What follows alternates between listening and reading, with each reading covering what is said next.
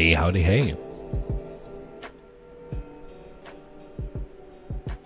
We're going to mute the stream radio for just a second.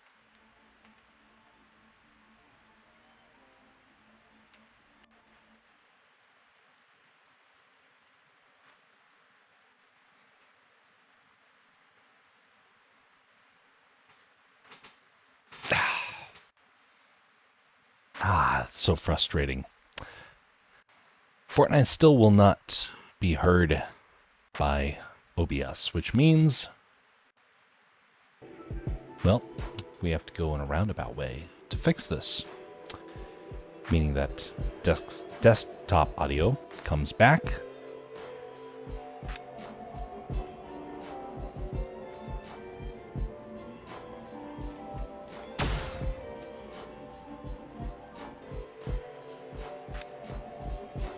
All right, give this a try.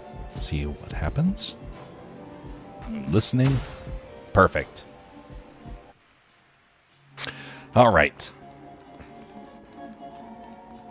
What a wonderful place to be able to just rest and have some tea. Obviously, because you don't want to have anything else that's maybe stronger than that. It's weird. Right.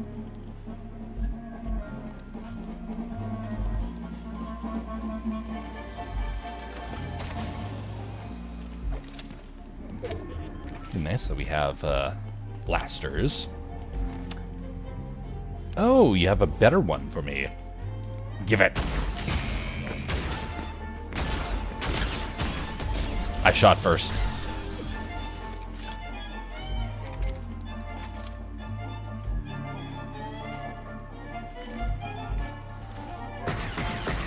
Oh, that's pretty nice. No lightsaber, though. Hopefully I find one before long.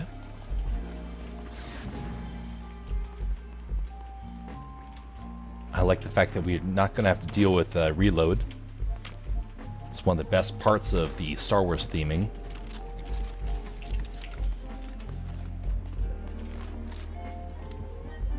Why did no one else land over here? I thought this place would be hopping. Nope, this is different. Cool.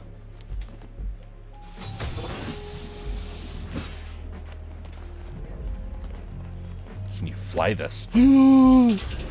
Yes!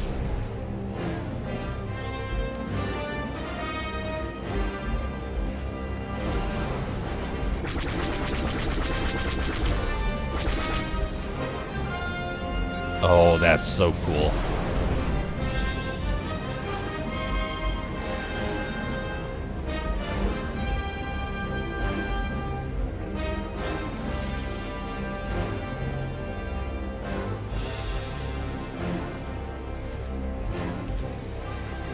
This thing actually flies like a normal plane. Well, I mean, you know, for video games. It's not a Fortnite plane.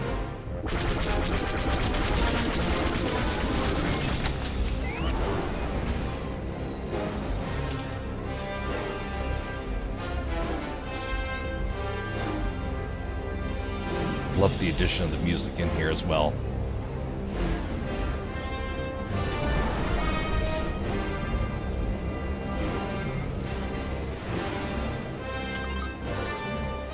Trying to find a target, though, is a bit of a challenge.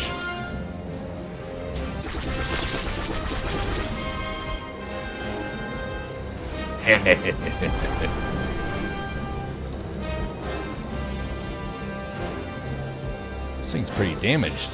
Oh, wow. Crashing with the ground is very severe.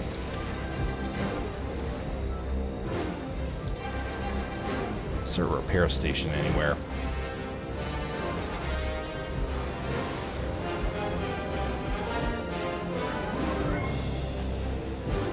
Probably not, but...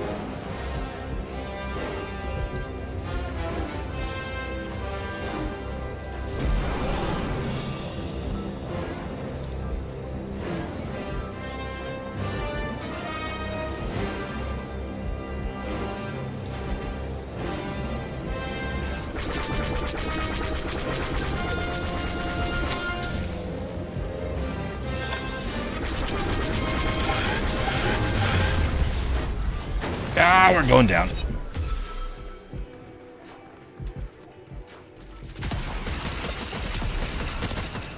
Rats.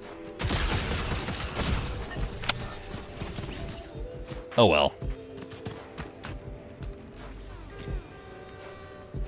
That was a fun thing to fly around in. Need a joystick, though, to make it a little bit easier.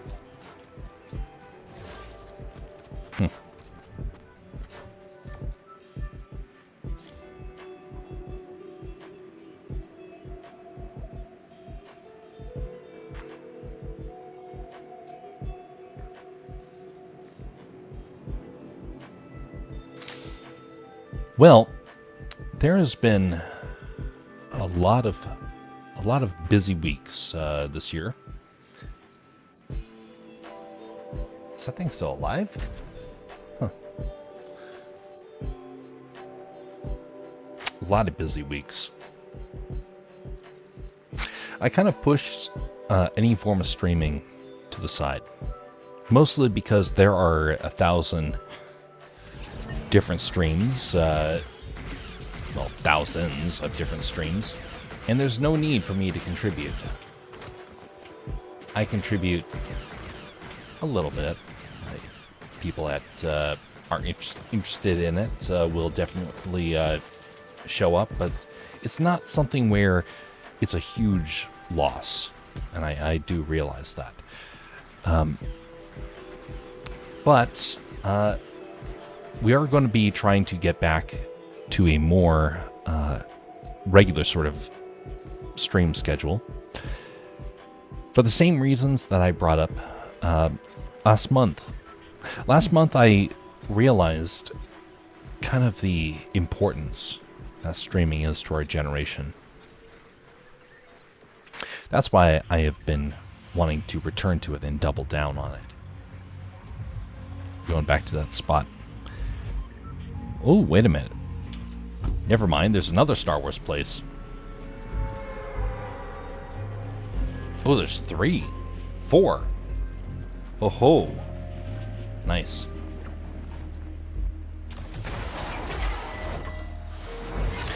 But anyway, I realized the other month, just how important it is to actually have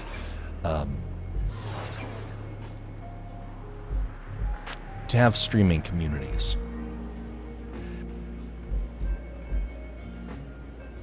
There's a couple that I follow. Can I tell you what? When they disappear, it's actually felt quite a bit. I actually find that I miss them when they are not online. Oh, hey there, buddy. Not worth it. So I end up missing stream circles when some folks are not streaming. Now, I'm not necessarily in that camp. I do believe that. But there are other things that we contribute to. And a bit of it comes down to the values that are expressed on these streams. I do believe that is actually a very important thing that I don't want to ever avoid. I don't want to avoid not streaming when there's not a whole lot of wholesome channels out there. So people that want to find a wholesome channel maybe struggle with that. I want to contribute to that.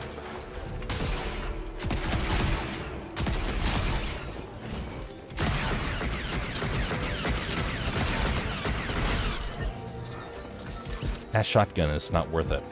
Blaster, much better. Lightsaber? Nope.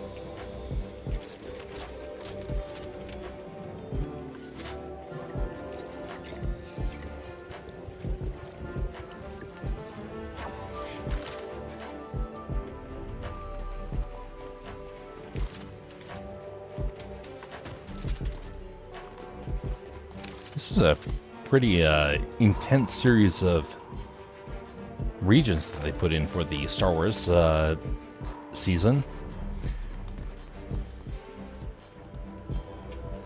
It was like a good Star Wars reskin of a game. And this one is definitely doing well at that. You are not in theme. Reboot card sold. Cool. Boy, there's a lot of NPCs around here.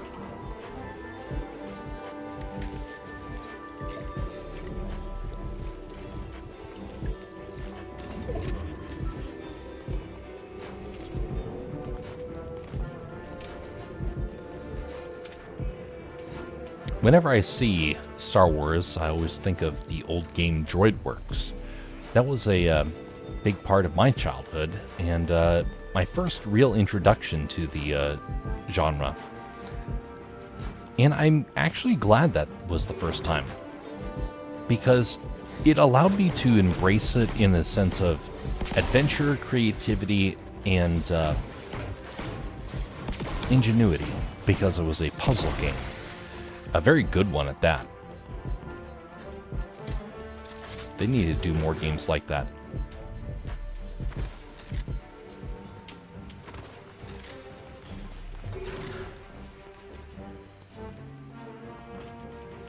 I can't change. That'd be nice if you could get into costume.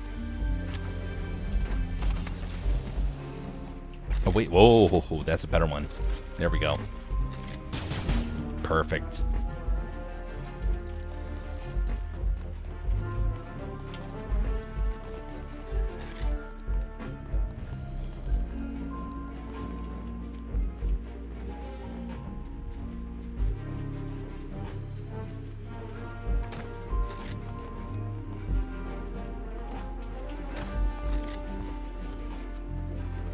There you are.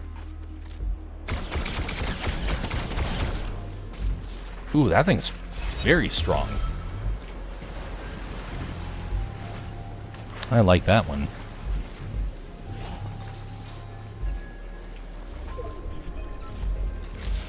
Now, I mentioned earlier about streaming with values. But here's the question. Are we supposed to put values into everything that we do? Or are there some that we can kind of skirt around? Well, if you know me, you know I have a very strong opinion about this. But I did realize a while back that not everybody has strong values that they hold to. And sometimes, well, it can feel really easy to compromise your morals and say, you know what? It's important to me, but not important enough for me to lose my job over, that sort of thing. But here's the thing about values and morals. The more you compromise it, the more you start to be discouraged. The more you start to feel like you have no value or no value or influence, no ability to improve things, and you feel like you're almost a victim of the events of this world. Oh, he landed. Not very well at that. Or did he crash? Nope. He's alive.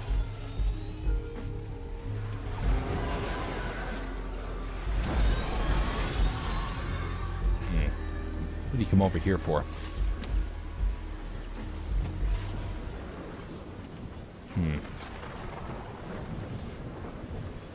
Thermal. Ooh. Interesting. Wonder what this does.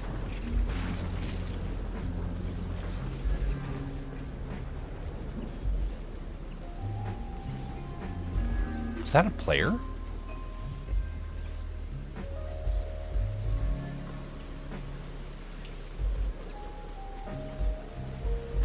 Oh, lightsaber.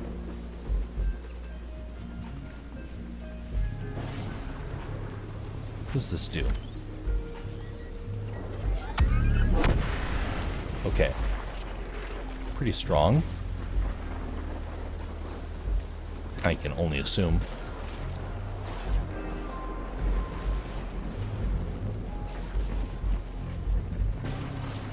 So your morals, if you compromise them, it weighs on you. Well, what happens if you're not sure how to apply your morals? Does that mean that you just overlook it and say, yeah, well, you know what, must not be necessary, must not be valuable? Oh, no! Ah, phooey. Disappeared. Is there any more? Oh, okay. There's one. I'm not going to get to it, am I? Alright, hold that thought. I got to get to this.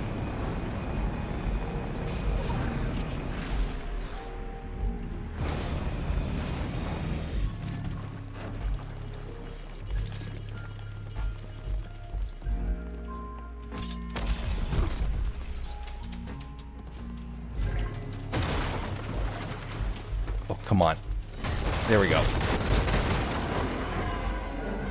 I'll take this, thank you.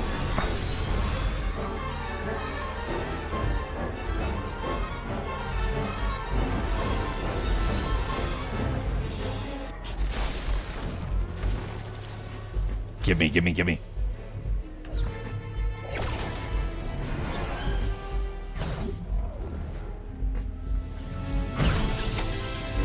Wonderful. A wolf with a purple lightsaber.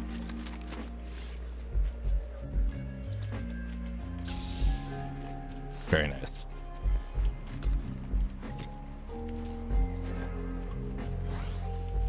Right.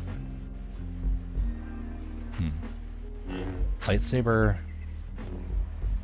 There's no force abilities, huh? Oh wait, wall blocking force pull. Okay, okay, that works.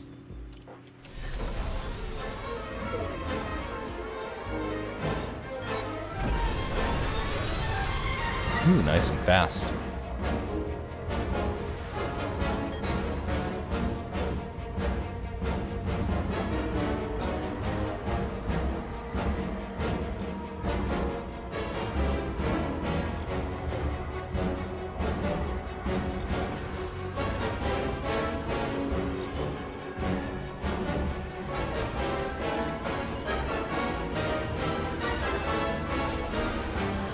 No spin.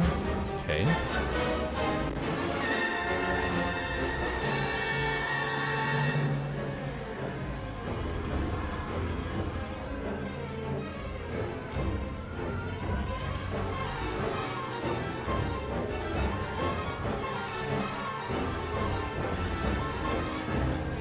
Where is everybody?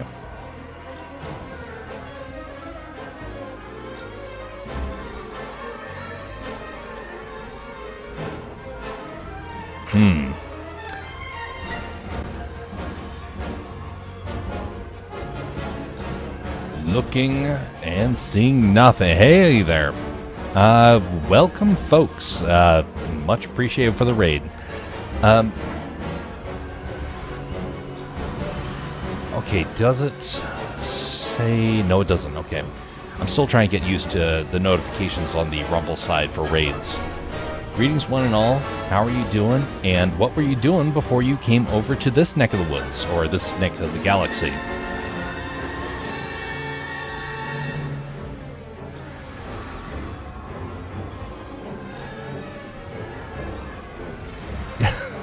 Much appreciated. Let me try and pronounce this right. Cassian, I believe is how you say it, right? Cassian was playing Genshin Impact. You know, I know a lot of people who have done that, but I myself have not touched that game yet. So hopefully it was good and enjoyable, and hopefully it had some good opportunities to carry on conversations or get a bond with folks along the way. Close, Cass is okay. Alright, that's an easier one for me. Alright, just a second. Let me double check something because my sound has been acting up a whole lot on my side. Okay, there we go. Try that. Much better. Okay, we're going to load that even more. There we go.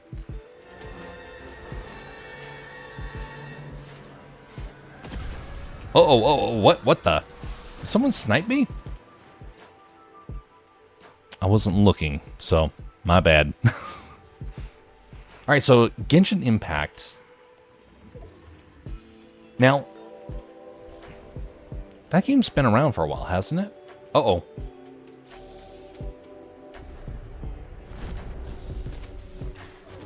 Come on.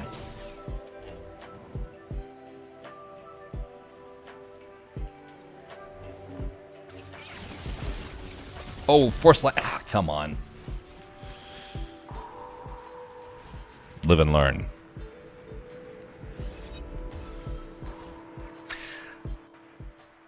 Came out in 2022. It's, I've seen ads for it a whole lot, but I'm a fairly cheap fella, and not just for money-wise for games, but also for memory space, because I actually don't have a whole lot of memory space for games, either on my computer or on my phone. Most of it's taken up by projects, because projects take a whole lot of space. And so, one of the challenges I've had with games, especially lately, is that having a game means that you have to dedicate a substantial amount of your hard drive. This game updates so often. I hate that. I wish it would just update once, because it's not just the ability to have the memory space. When you have to wait hours and hours for something to update, you're like, you know, I don't think I want that anymore. There were some games I just uninstalled because of that. Really frustrating. Definitely takes up a good chunk of space. You know, there would be a lot of interest, I would think, for some low poly games if you were to make them in such a way where they're still interesting and creative, but limits the amount of updates that you have to do. Focus on getting good gameplay and get mediocre graphics. I think that will help to put things on a right footing again. And also get away from Unreal. Unreal's problems are, you could say, unreal. Okay, I gotta watch out for the force lightning. That was a big problem. It'll take me a while to get into the hang of this game again. But just so I know, besides Genshin Impact, what other sorts of streams do you do? And which one of them do you prefer?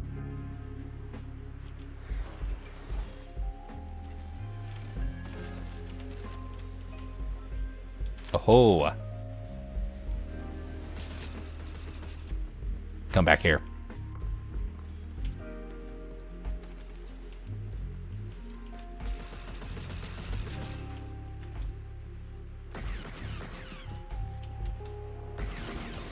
Oh no, I messed up. Phew, that was close. Fortnite and plenty of single-player games. You know, I know some folks that they solely play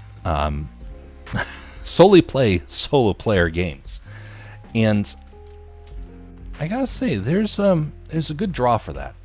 A lot of people, they really do enjoy having the ability to casually play and not have to worry about either the hackers or the bitterness that can come about. Oh, hey there. Or the bitterness that can come about because of multiplayer. I understand that. Some people also, they just like the stories that are done with those other types of games.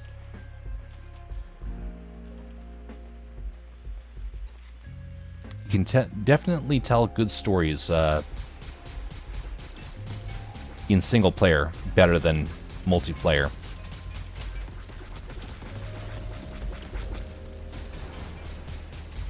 Buddy, I was down here.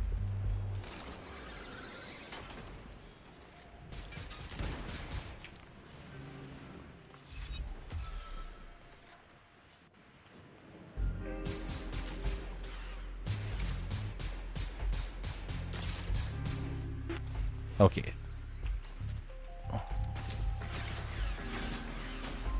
Oh, where do you go, buddy? Are you a player or are you a bot? Bubbles. Bubbles just popped. And as banana, that means he probably split.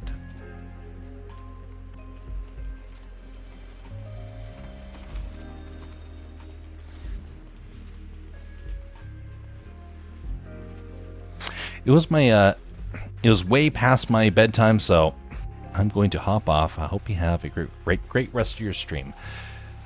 Have a blessed evening, Cass, and rest well. And we'll see you next time, whenever that is. Thanks again for coming around and bringing your crew with you. It's much appreciated.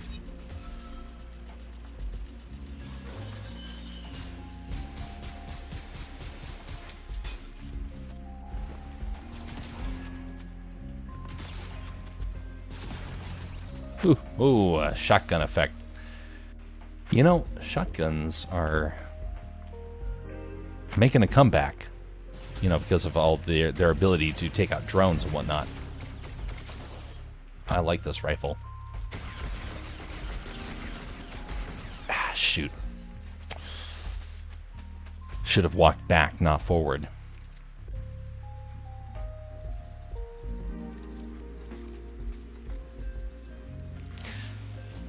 You know,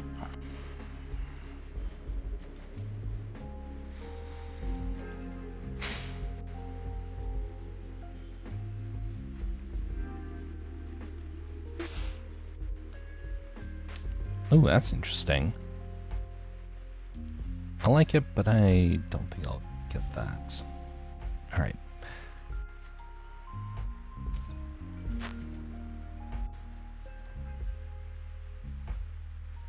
We'll save that thought for later. I'm going to go back to what I was mentioning about values. Because I met someone not long ago. He was mentioning about this, about values and where they stand in our jobs and or our pastimes. Why should we care about them? Do they hold any value? Or are they just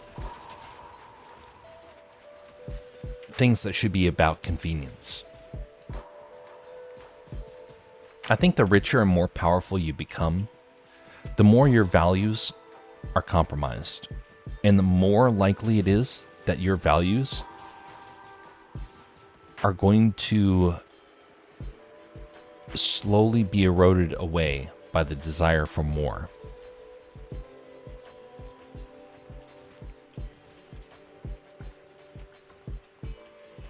If you cannot find success while holding on to your values, that's a dangerous place to end up in.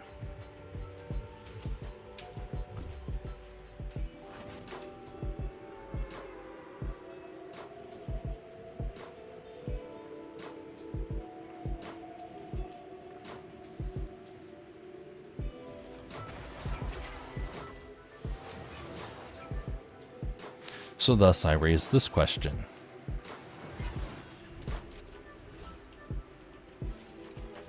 Let's say that you are offered an opportunity to... Uh-oh.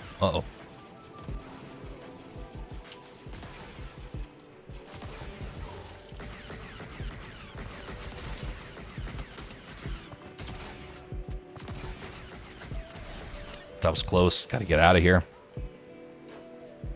So let's say somebody gave you the opportunity to participate in a live stream. You'll get to become famous. You'll get to have the chance to show people what you're made of. You might make a... Oh, no. That's what I was trying to avoid. You'll get the chance to possibly win rewards or create a following, and all those things are promised to you. All you have to do is tell some off-colored jokes.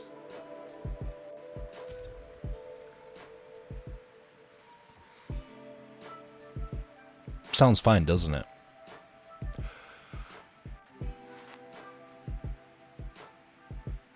Something so benign. Light's distracted, I'll hide here. Greetings there, Bastion. Put up a signal flare for Light.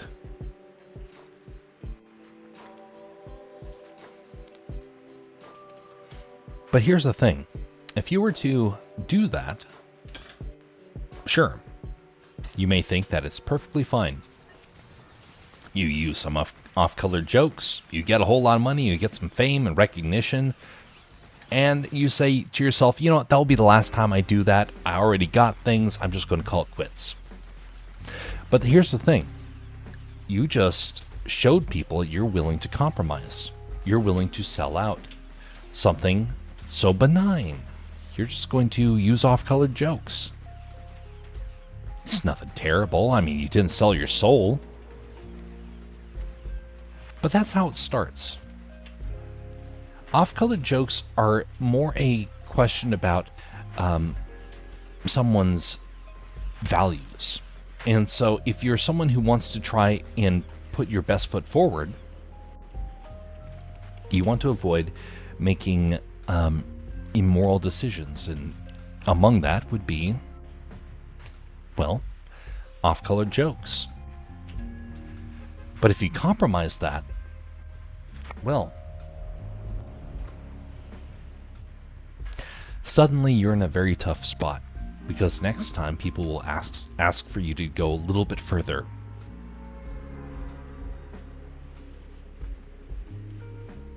How do I know this? Because I experienced that. I experienced seeing people that were being told to compromise. And then they would always up the ante. So just a little bit more this time. Go a little bit further. You know, to them it's all a joke. They know what they're doing, and you don't. By compromising once, you compromise way more than that. You just didn't realize it.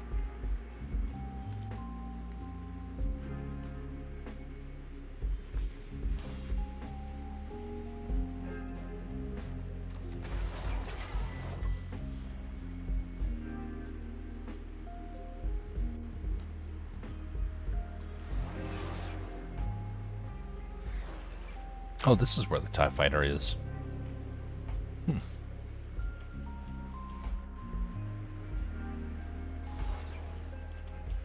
Ah, I messed that up.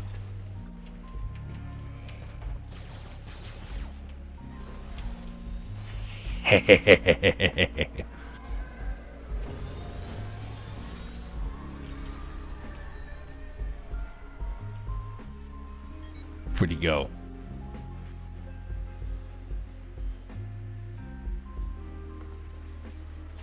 There you are.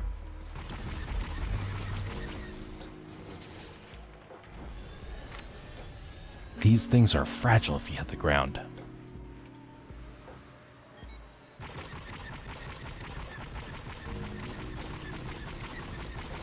Too bad it doesn't have rockets.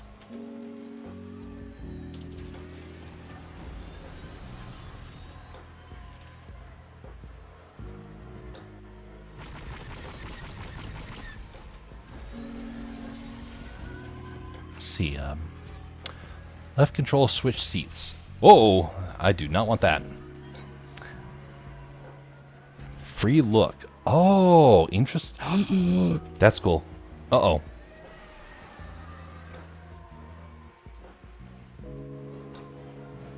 There we go. That's a lot easier.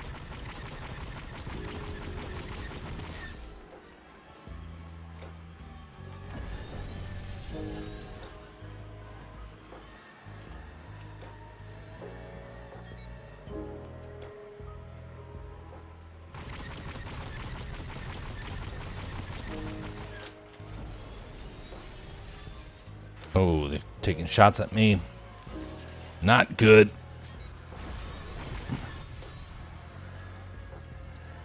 And these things are fragile.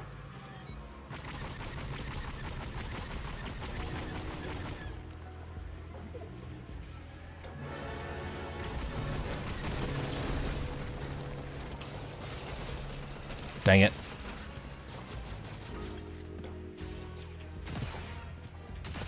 Oh, shoot.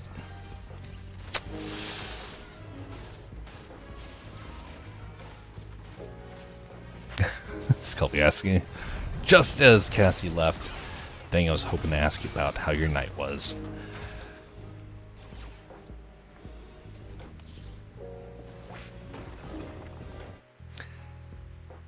So things start with a domino effect. There was a guy, a couple years ago, he was being encouraged to say a curse word. Oh, just say it, and they would tease him about it. Finally, one day, he said it, and everyone's like, oh, wow, look at that. And they were making fun of him for doing that, but they were all like, yeah, he's one of the crew now.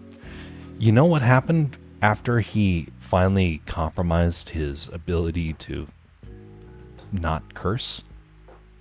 Suddenly, they were saying, now say something racist. After they encouraged him for many, many weeks, he finally gave in. Well, actually, that one was many days at that point. He finally gave in. And they made jokes about it too. Like, wow, look, he's compromising. Oh, wow, he's like becoming normal. And then they say something profane. He's like, guys, I can't do that.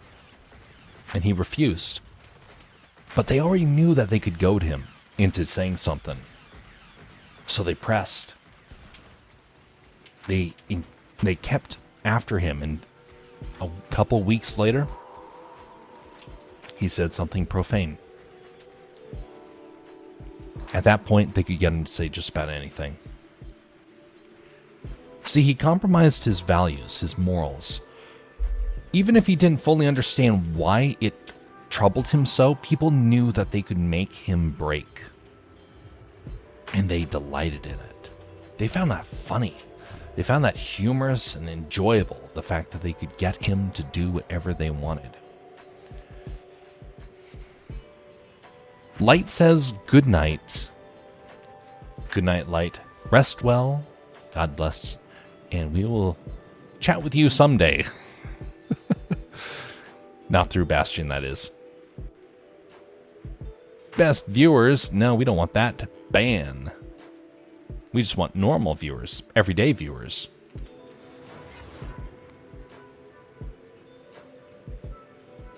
I landed way short. Ooh, look at that. Gunship.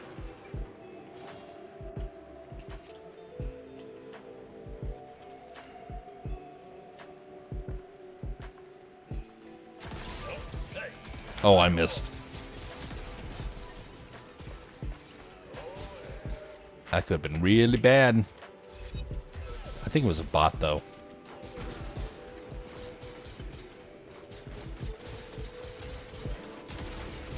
Yeah, I cannot aim with shotguns.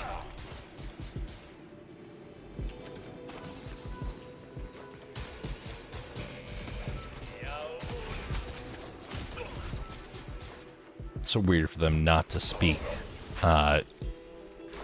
normal words for them. Not speaking with the, the clone voice. So if you see somebody that is encouraged to compromise their values, don't just be a bystander. Come to their defense. Encourage them to stand up underneath the peer pressure. Because you don't know. You might actually be the person to help them find their feet again. They might be a little nervous, and they might not know about how to get through it. You gotta be able to resist peer pressure. If you can do that, so many things become easier. You start to find opportunities where they used to not be there.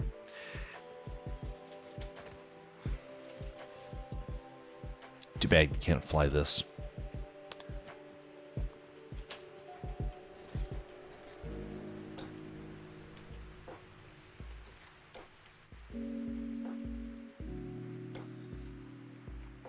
So what about if it's for a job? Like a legitimate request from a job. Hey, we need you to do something that is completely legal, but against your values. Maybe even something that is considered common practice, but it's against your values. What do you do in that situation?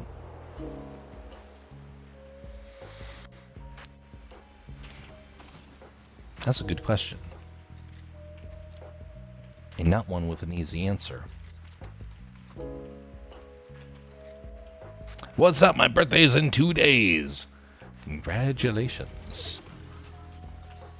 Hopefully it is a wonderful day. Greetings, TW.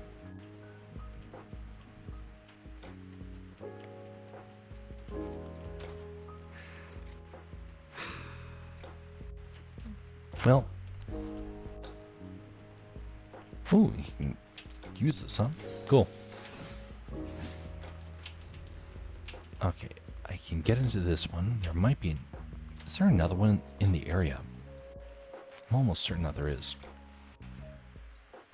Well, I saw somebody within the last couple of months who had to make a moral compromise for their work.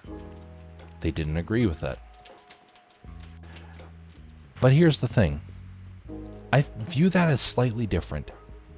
Not entirely, but because it's on their own heads in that sense. They're the one that's trying to... Oh. Lightsaber.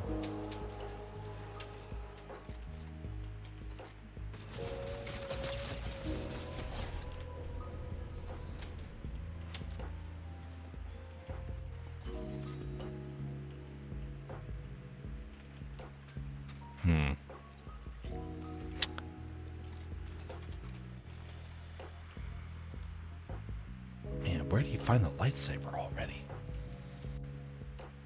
Other lightsabers are not up. Okay. Well, fly it. I was flying it earlier, and I ended up crashing it immediately. I do like to fly those things quite a bit. I was worried that there might be enemies in the area. I wish I had gone for it, because now that guy has it.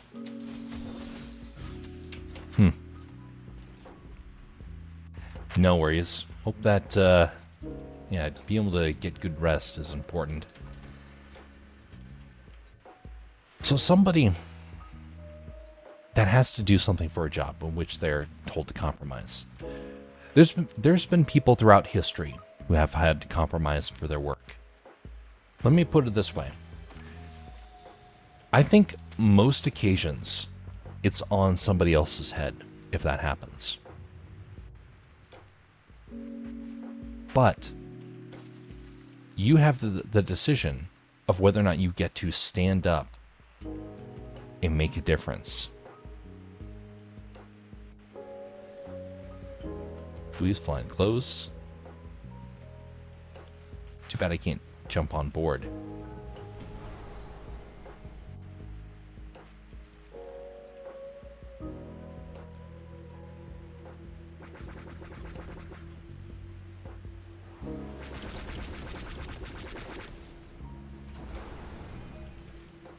Does he think I'm in the area?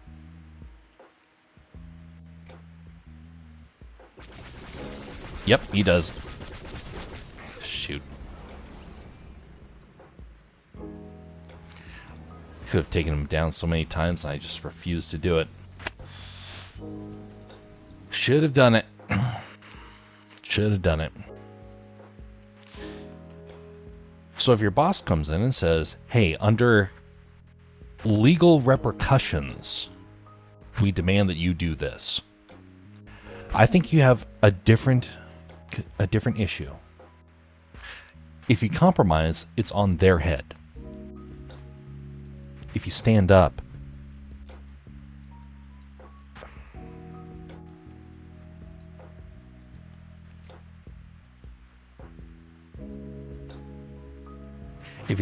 it's your responsibility, and it will be your consequence, and you will have to deal with it in a very negative way. But I believe that's where God would favor us. He wants us to be able to stand and do what's right. You can't change other people and how they are going to go through life. You're not going to change the values that they have. You can encourage them, but you yourself need to be able to hold the line when it comes to you. I've had to hold the line many times throughout my life. I've also had a lot of times where I've compromised. I compromise way more than I would like, and it does bother me. It does bother me a lot. And I don't want to be compromising. I want to be able to make a stronger stand. But I realize that a lot of the times for me to make a stand, no one would understand why. If they don't understand the reason, well then it just looks like you're there to cause chaos. By the way, much appreciated Bastion for getting me the tea ceremony. I like it.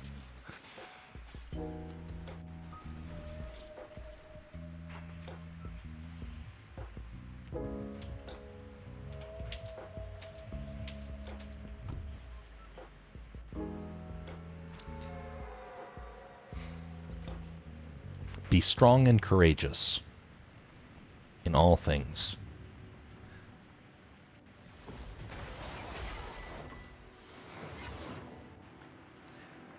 Especially when there's peer pressure. People throughout history have made horrible, horrible decisions because they didn't make a stand. Because they didn't do what's right, and instead did what was convenient.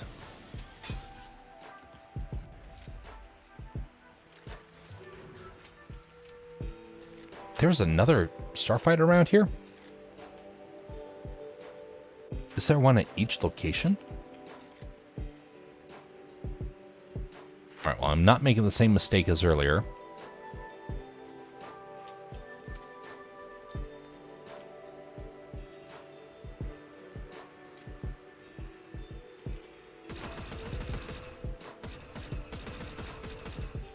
That's not him?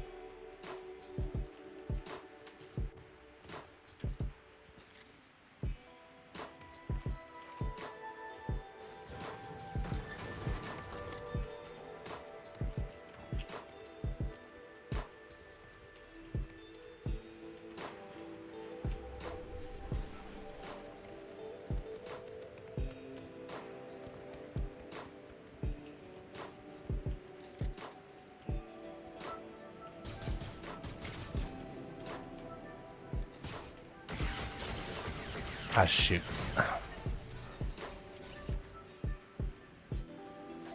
I need to find the lightsaber.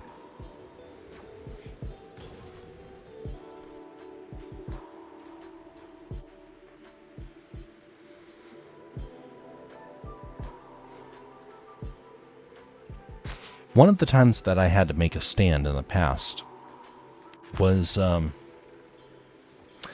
with a contract that somebody was trying to extend. It was for a commercial that I had made. I've mentioned this story before, and it still is one of the ones I think about the most when I think about compromising. I do not like the idea of financially taking advantage of people, which is one of the reasons why I don't advertise anymore. I don't work for advertisers. I do not do advertising. It will be done on the most rare of circumstances. Oh, I forgot to be you know, doing the flubs. There we go. This will be a feature of the new Silverado. So if I make a mistake, people have the ability to change that.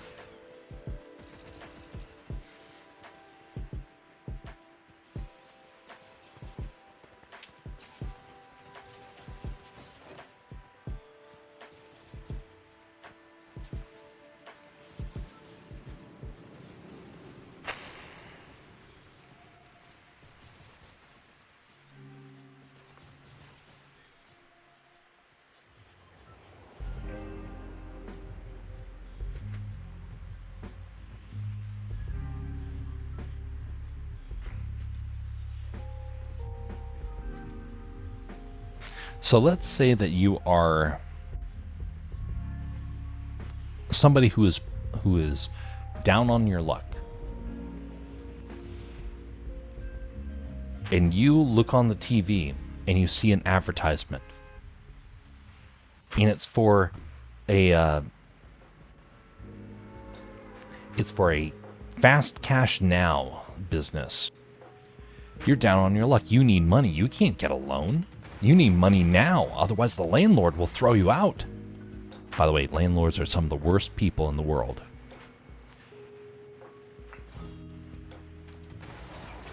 The landlord's going to threaten you. He says, get out. You can't afford it. And so you go and you walk into the building and they say, hey, we'll give you money now, and then you'll just pay us back when you have the money. It won't hurt you any. Oh, somebody already got it. Phooey.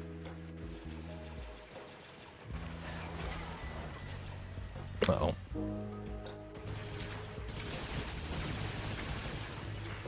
Oh, golly. What the? Dang. I did not do that one very well. Well, that's where it is. Ooh, money. Yes, indeed, Bastion. So they come out and they say, we'll give you money and you'll just give it back. It's kind of like a loan, but it's not really a loan. It's like a roundabout way. And I was the guy who made the advertisement for it. I thought it was a legitimate business. And then I found out they were ripping people off. Oh, you need $500 or you're going to get thrown out of your building? Oh, you poor thing. Here, we'll give you $500. All you have to do is give us $550 back. I mean, that's not bad, is it? Oh, by the way, that increases every day. Oh, that $500 that you owed us last week? Oh, guess what? It's now $1,200. Oh, yeah, it goes up exponentially. Oh, and if you don't pay it back, we're going to call the cops. Or worse, we're going to call someone else who probably doesn't adhere to the law. That's the sort of company that it was. I found that out and I flat out refused to do it. I was like, there's something drastically wrong about this. But if I said that, then they could technically have tried to do a lawsuit. So I asked for more money for the advertising, an amount that I knew that they wouldn't do. And if they had gone through with it, I was at the ready to say no. I wanted to give the increased price first because I wanted to see what they would do. I didn't know what sort of people they were. See, I was increasing the price in a similar way that they would have been increasing the price for others. They refused and we parted ways. But I also viewed it as, well, now this is an opportunity to take that story and help people to understand the danger of those places. Because I got a chance to work for them and I got to learn the dangers of it. Oh, great.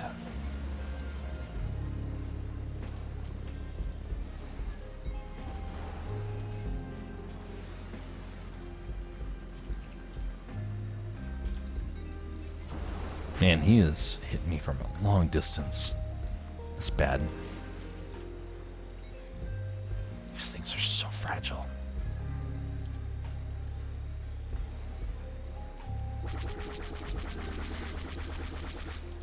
At least they have a lot of firepower.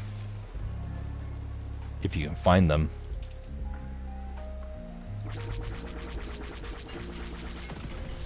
Shoot, this thing's... Dang it.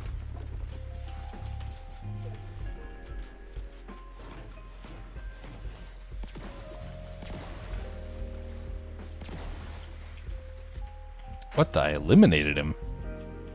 Did he jump off the edge? Uh-oh.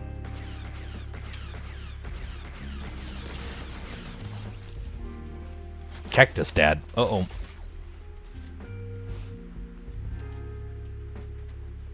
Gonk droids.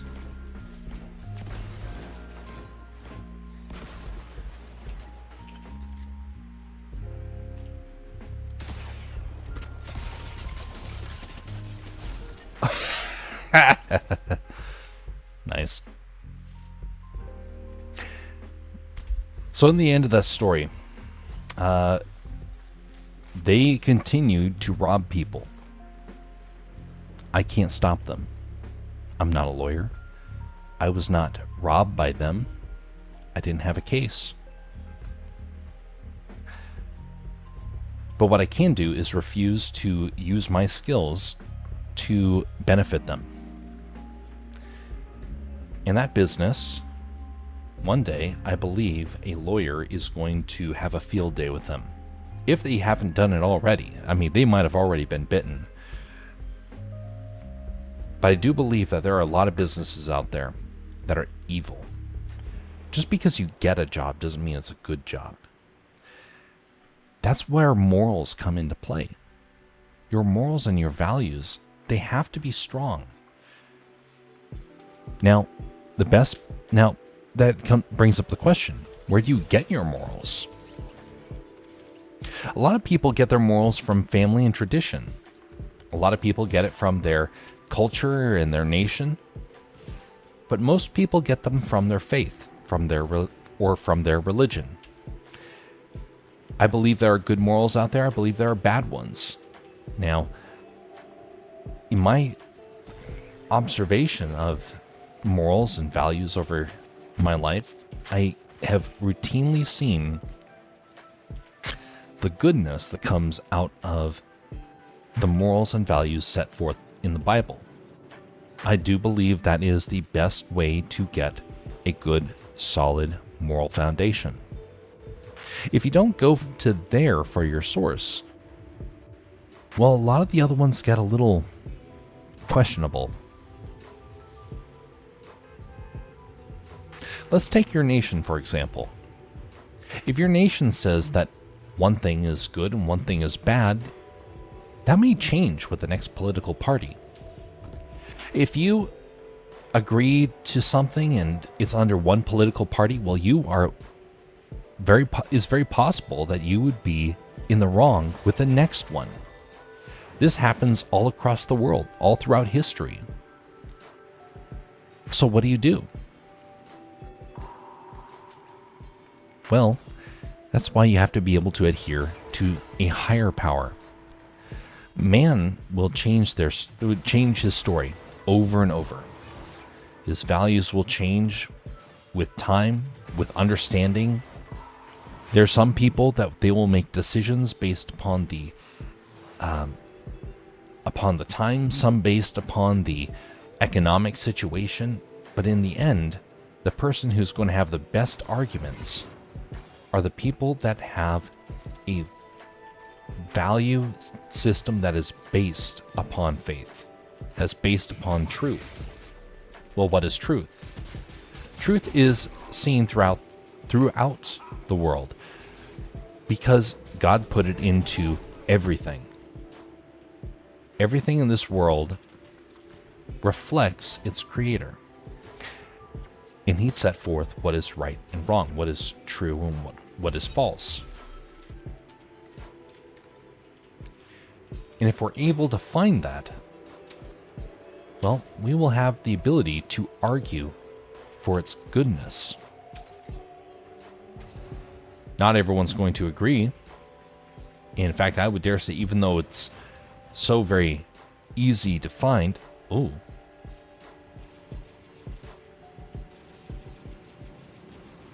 One of the dumbest characters in the entire series.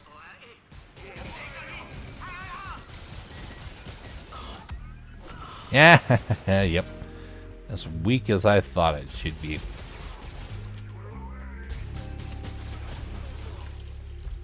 Man, look at that fancy item there.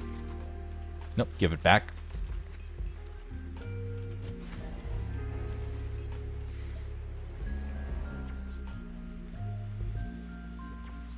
It is very hard, though, to decide to do what's right, regardless. I dare say there are more people that are willing to compromise than not. Mostly because they don't understand how to argue for truth. Sure, you may be able to be convinced yourself of truth, but how do you convince others? Well, good luck. Because most people don't want to be convinced. They want what is convenient.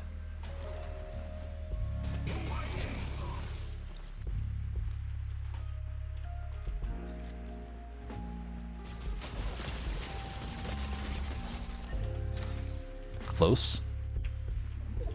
What the? Oh, you got one too. How is this? Wait a minute. Which one's stronger? How do I see? V inspection. Okay, so this one is stronger.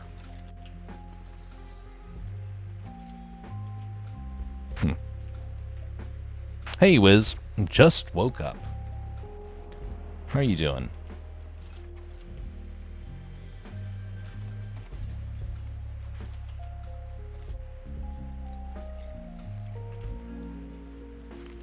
Gain shield. It's a fairly easy challenge to meet. Alright, grab this and be on my merry way.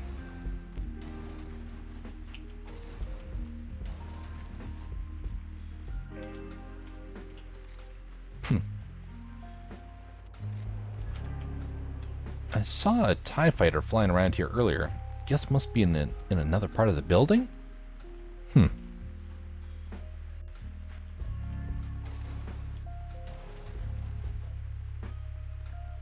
Well, it's not here. Maybe somebody already flew away with it. Uh-oh, that's bad.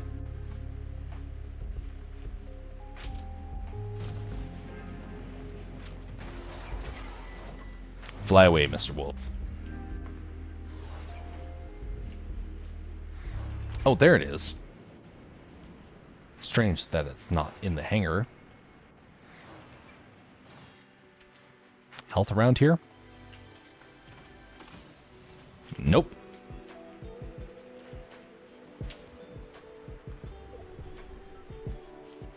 There we go.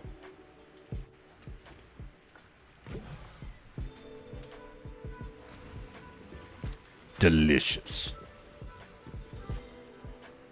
Cool and refreshing.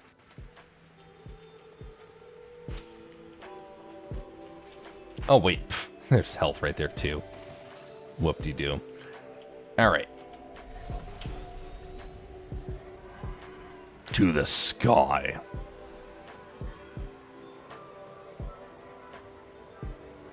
Observing.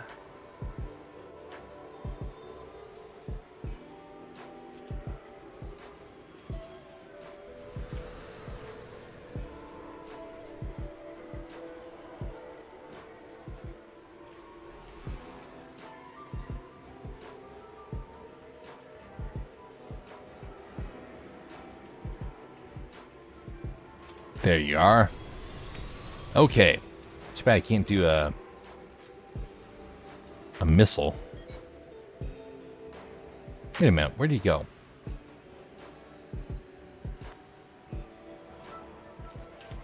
Oh. Behind that rock. Okay, go out further this time. And loop on in.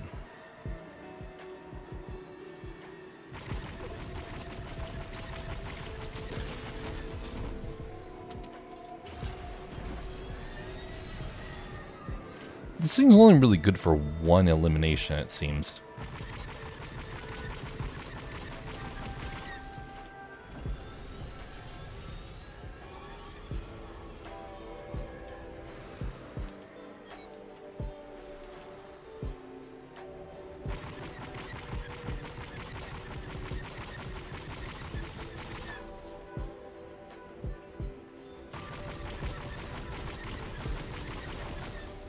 Where'd he go?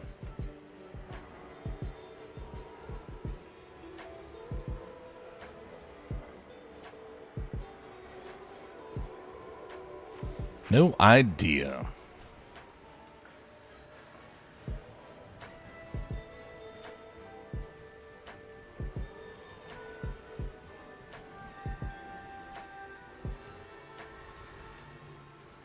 You could be hiding anywhere. Oh, there you are. Should have seen that one coming. Well, he's in a vehicle.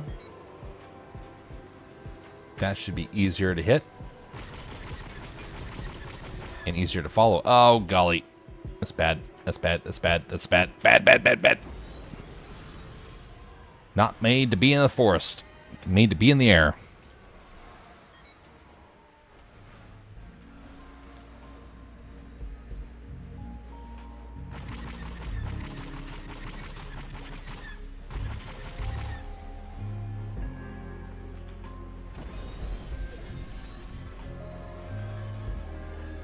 One of the challenges of a vehicle that flies versus a vehicle that's on the ground. Uh-oh.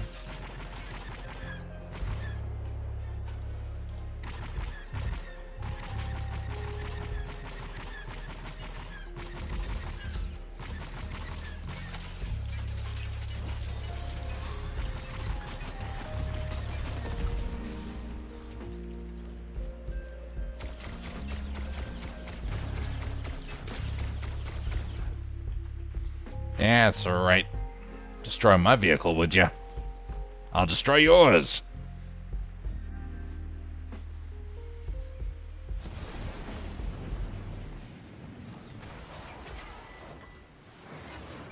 Where'd he go?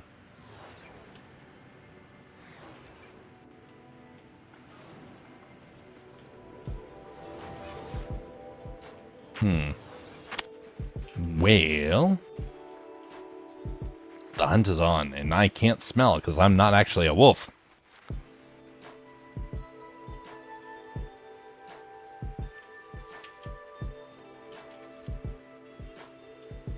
Where'd he go?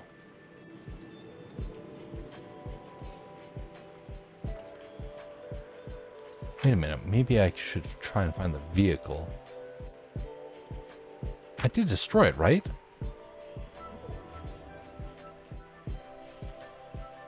Didn't I?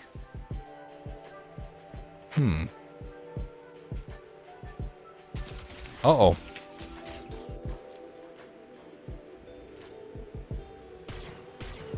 You're a new player.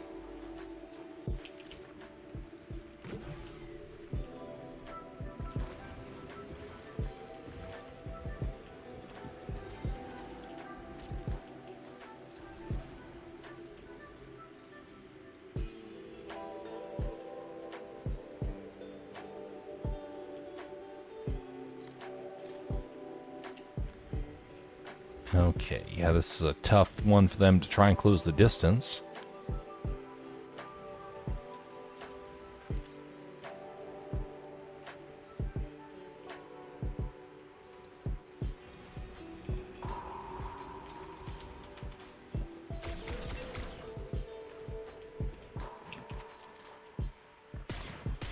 Oh, come on.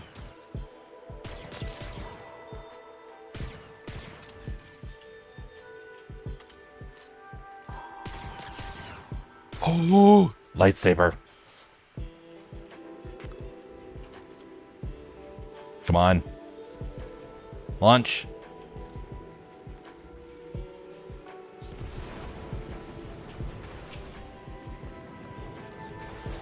Oh, golly. What a find. What a find. Okay, so... Wait a second. Is this just generic? I thought that I would have, Force Lightning. Oh, because I didn't grab it from the... That's right, you have to be trained to use it. Phooey.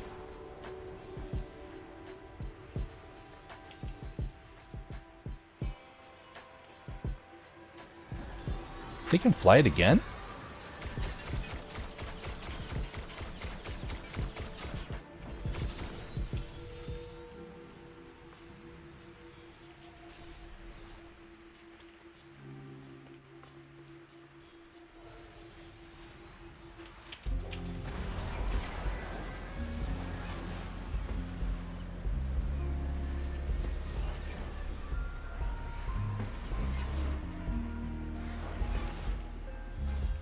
Alright. Oh, I don't want to fight you just yet.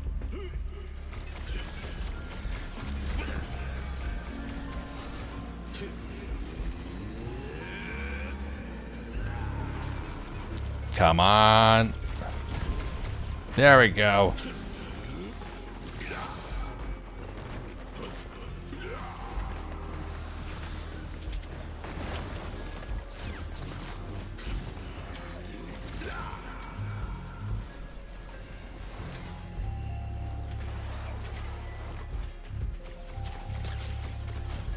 Ho ho. Huzzah. 2 Jedi already. I might as well be General Grievous. So make a fine addition to my collection.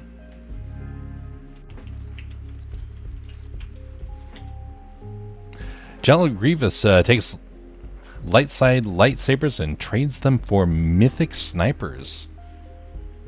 Oh. Hopefully he says a fine addition. Oh, hey there.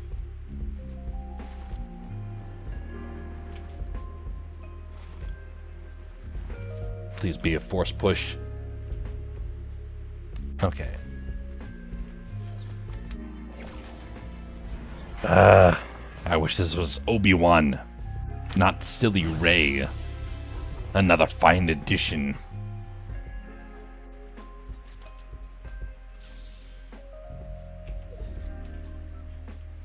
What? Oh, I can only have one? Ah, that sucks. Okay, force push, perfect. Can I do it with this?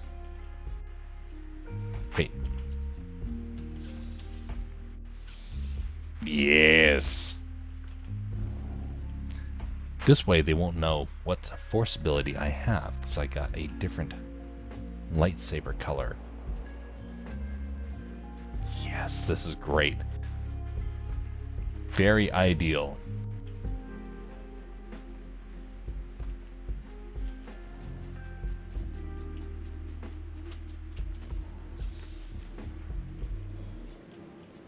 Very ideal indeed. 6 people left.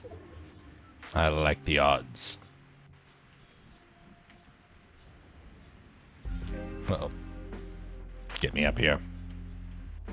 Oh. Now that's interesting.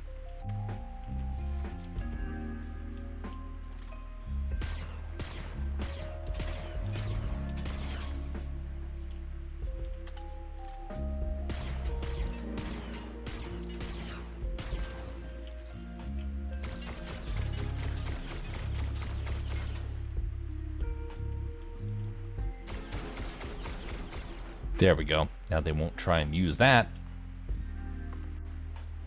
Come up to the top of the mountain. I dare you.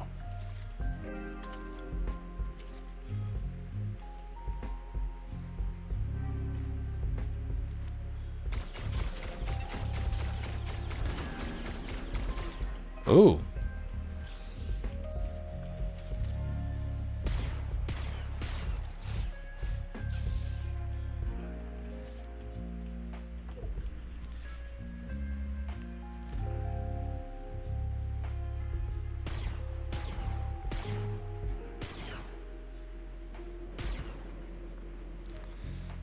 Come on. I gotta try and hit them. There we go. Come on. Come on to the open. There's another one. Well, you gotta force push too.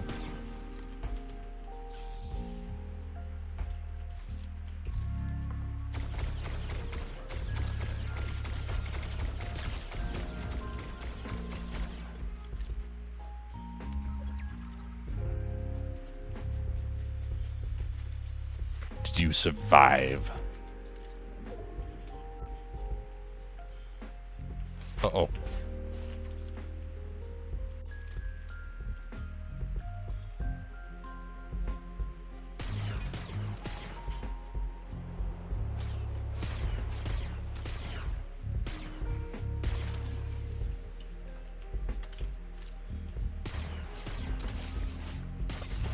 Uh-oh.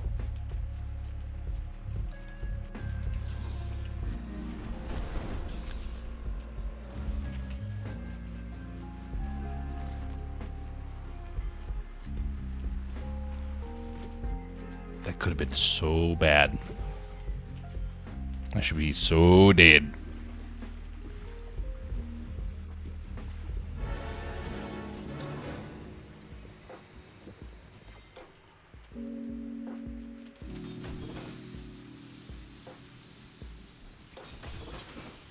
Four people left. You know, I think jumping off of the rails has been bugged out for a while. Just doesn't work the way that it used to.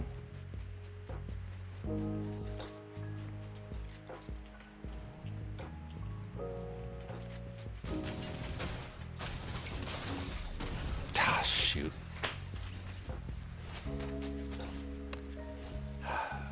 Wasn't fast enough on the swapping of the item. Man, that's unfortunate. Losing to the horrid cartoon. Not cricket.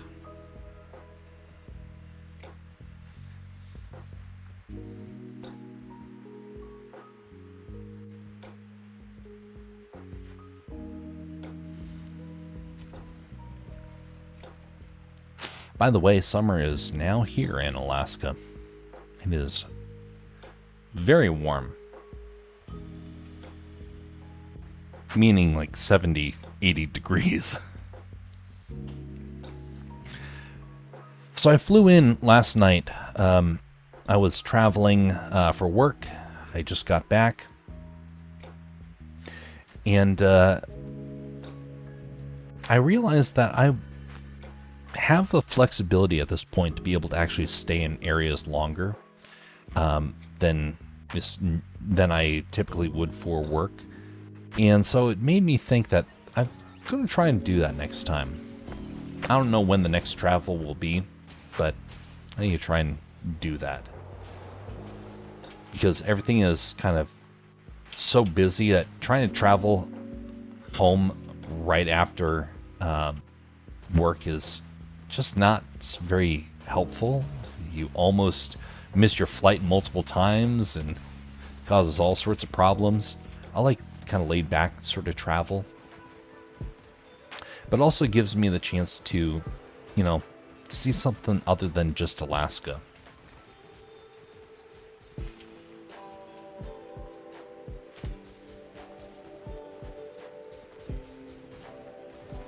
This is stupid.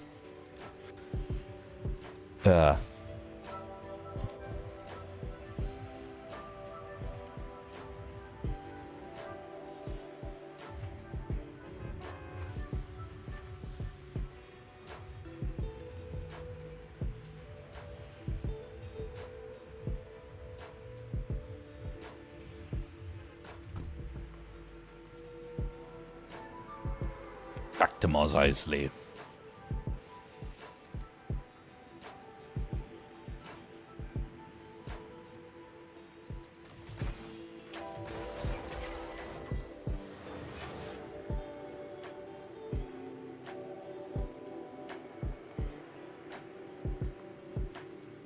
By the way, for this summer, we're going to be shifting gears on these streams, and we're going to be trying to make quite a bit more progress into some of the creative stuff.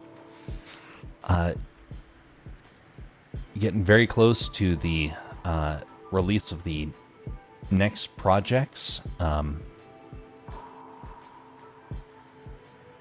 And over the last 2 years, I've been slowly upgrading my website, and a big upgrade is almost finished. And it will see the first content put onto the website. Uh-oh, someone's coming.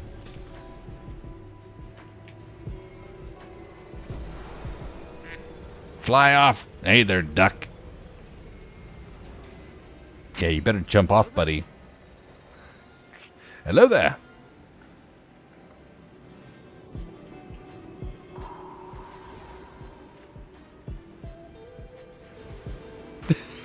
Darth City is dancing. What the heck?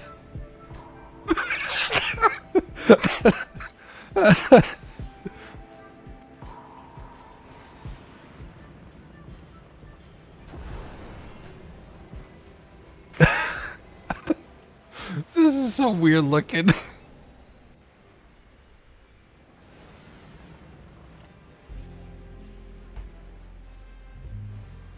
guy is trapped up here. There's nothing he can do.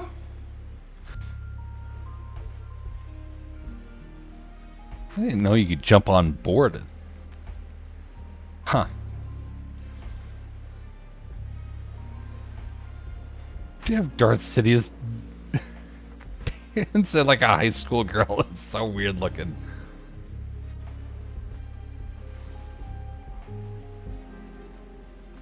Alright, now what do I do about this guy? Okay, can't get him off.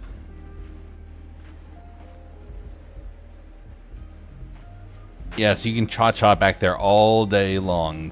You're not going anywhere except into the Force. We're going to wait until the storm gets near, and we're going to fly into it.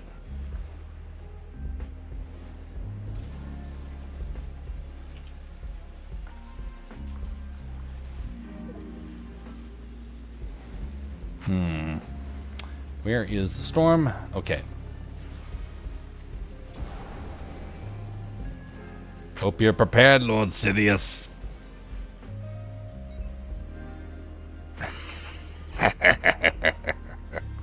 Yeah. Give in to your anger, Lord Sidious.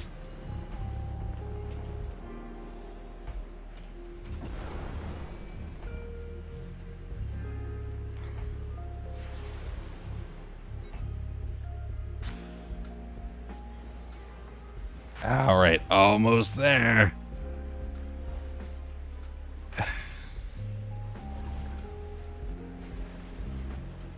Yes, how do you deal with lightning, Lord Sidious?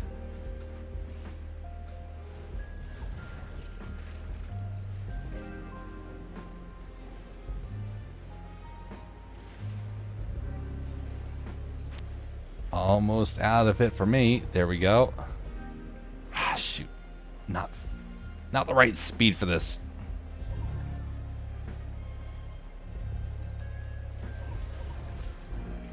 Okay, I think I've done enough damage to him. Now I can push on out.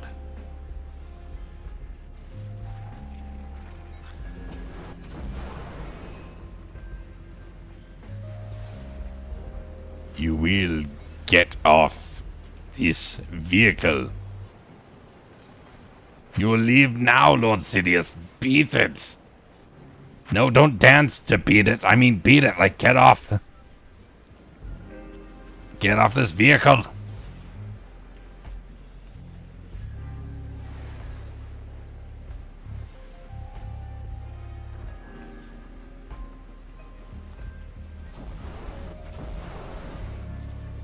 All right, almost done. He's cooked. Ready, Sidious? Oh, it's so close.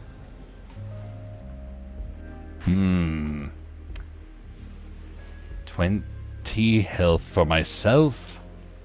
Probably the same for him. Probably.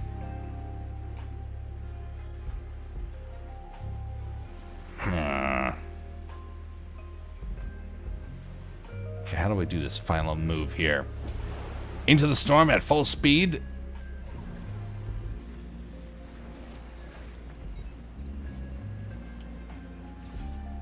And out at half speed.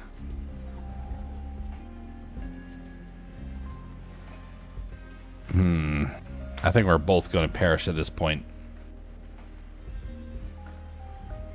Only way is when the storm starts to move again.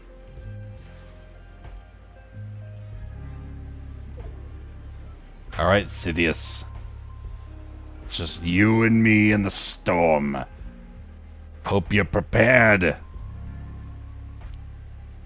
I'm afraid that the lightning storm is quite operational.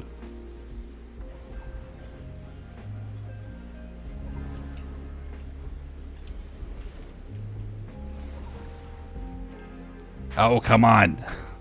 It's so close.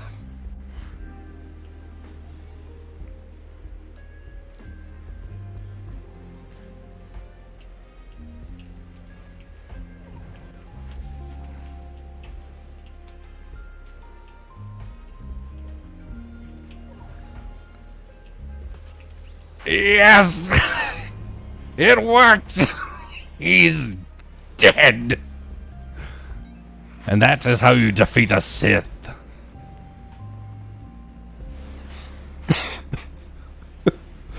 Oh golly, now I got 4 health. This is this is not good. Alright, gotta go far away from the main area to get some health. And then maybe, just maybe, we'll survive.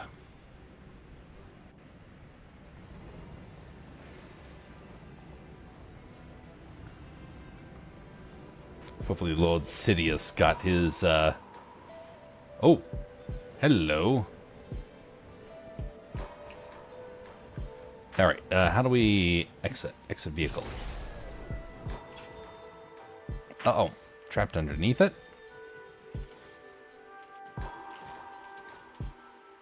Come on, get me out. There we go. It's in the storm now. Oh well. Probably some health here.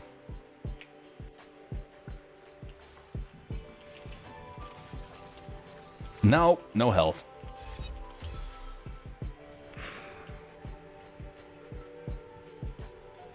Maybe down here.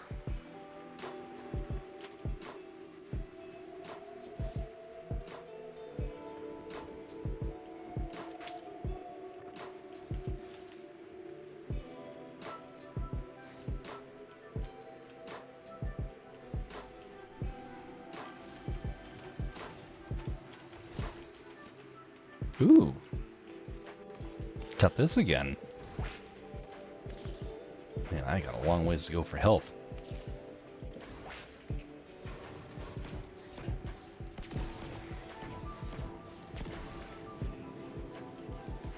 I'm surprised that Lord Sidious survived as long as he did. That was way closer than I thought it would be. I was trying to account for the storm, and unfortunately it just was not really quite working out the way I wanted it to. I thought for certain that I would have maybe 12 health left, but 4, that was just... I thought for certain I was done there. Oh, lightsaber. Healing comes later. Should have grabbed the starfighter. Maybe I can still grab it.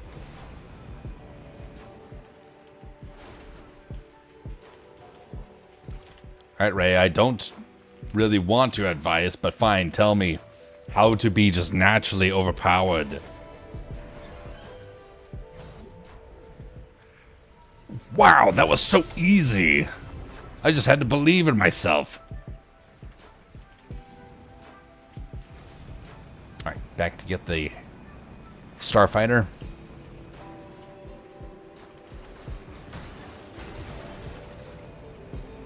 You know, those sequels continue to age so poorly. I wonder how much longer until people just flat out say en masse that they're no longer canon. I mean, there's a lot of people that want to say that, but not enough. By the way, that reminds me. I watched 3 films while I was away, mostly because of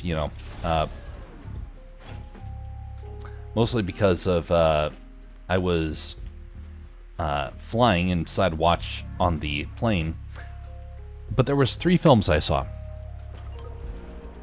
and I gotta say, if that's what's at movie theaters, then who's going to ever want to go back? I watched Moana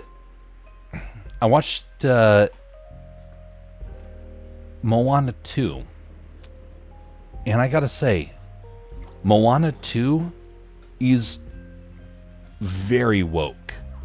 Like, I heard that it was woke. It was way more than I thought it was. Or thought it would be.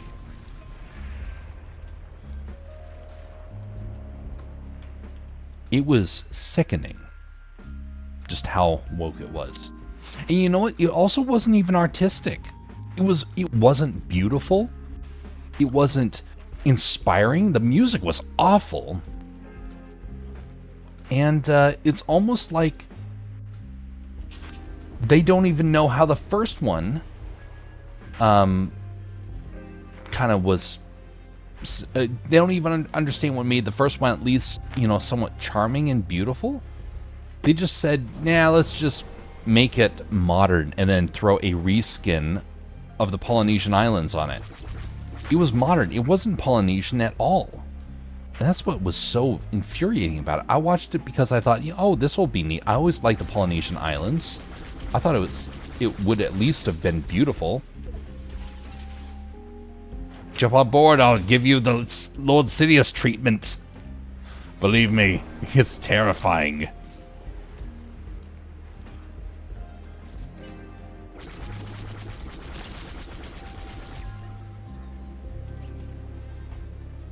There we go. But so Moana 2 was awful. And by the way, they're setting it up for more movies, and they're trying to like make her almost like it's a version of the Marvel universe.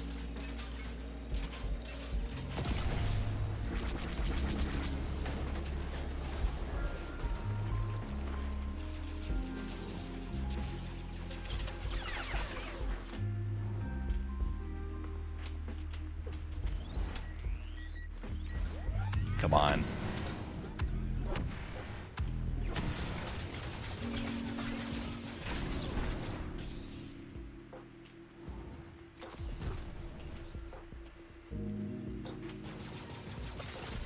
Oh, what? Dang. Oh well. Alright, returning to pick up a bastion. So the movie sucked, and they're setting it up for a whole series of demigods, it seems.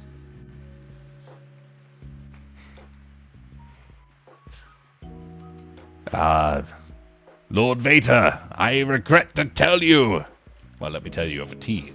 I destroyed your master. I eliminated Darth Sidious with a starfighter. What's that show about your silly dark side? I can't even hear what you're playing. Ah, the silly music licensing.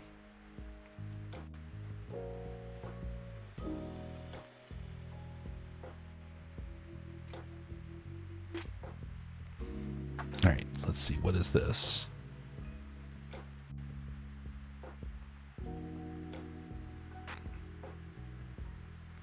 Very nice. Okay. Another movie that I saw that was actually pretty decent at least in terms of artistic direction and pacing, was The Wild Robot. But it's also just as bad as Moana, in a different way. See, Moana was bad because of characters and the acting and the music. Bad Robot was bad because of the messaging. It is AI fiction. It's the attempt to try and make AI human.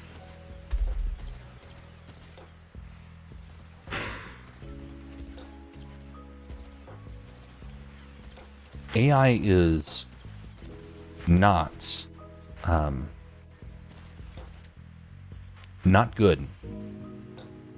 It's not moral. It's not ethical. And the movie acts as if it is somehow like it's somehow a good utopian future that AI will be able to help us interact with wildlife.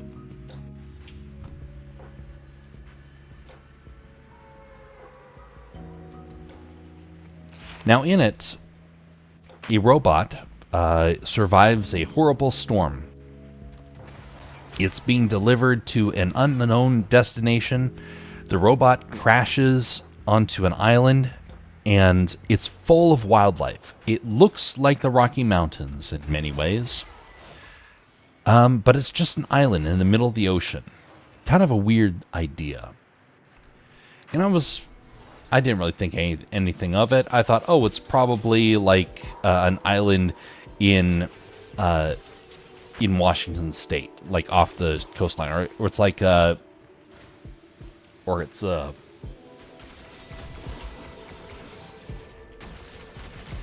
golly, Lord Vader took me out.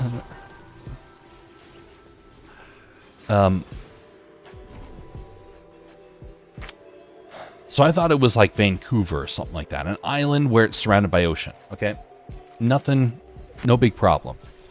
The robot wakes up and realizes that it doesn't have anybody to receive it. It's been ordered, but it doesn't know who bought it, basically.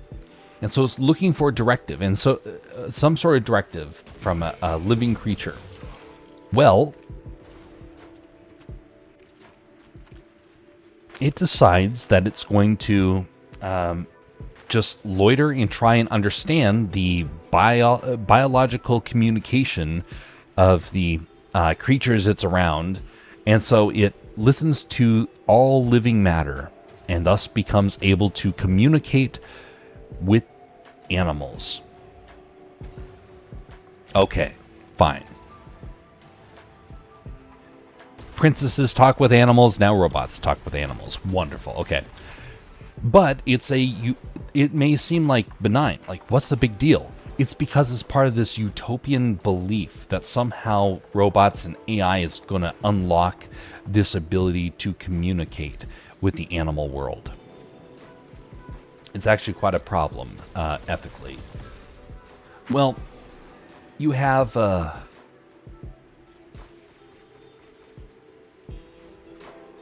this robot that now can talk with animals, and it starts to raise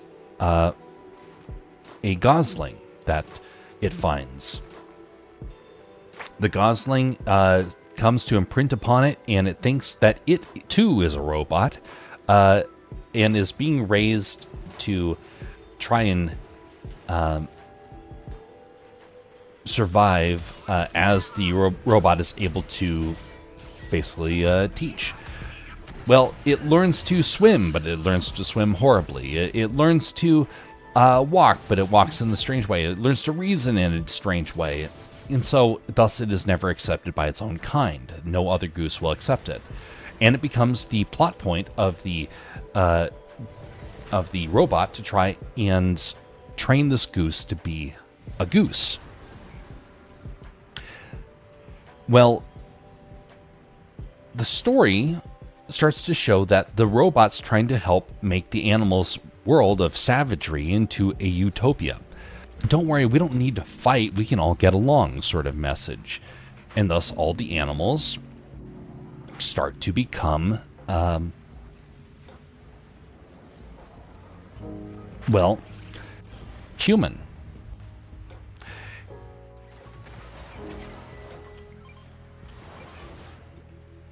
They all stop their animalistic ways. They stop eating each other. They stop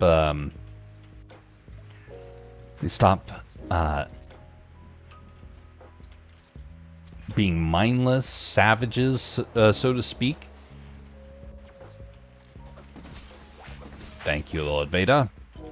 Who says you're a bad guy? Well, eventually the Gosling grows up and is able to actually travel with the other geese. And in doing so, they come to find that the robot was actually destined for a location to help out with farming and other activities in this basically futuristic utopian city. But on their journey, they're flying over all sorts of landscapes. And then you suddenly start to understand why it's such a woke message. A woke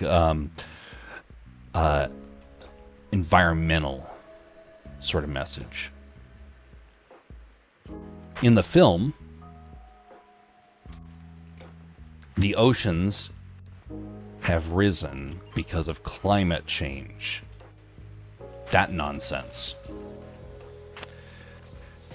And so thus, what do you see, Lord Vader? Oh. They've already left it. Oh.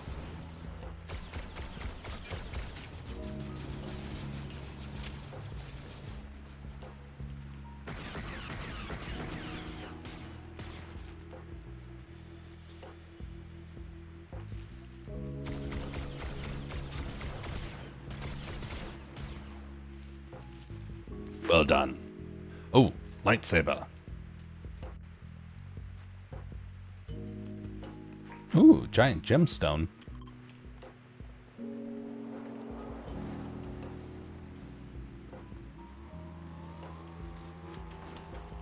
Oof. To the lightsaber.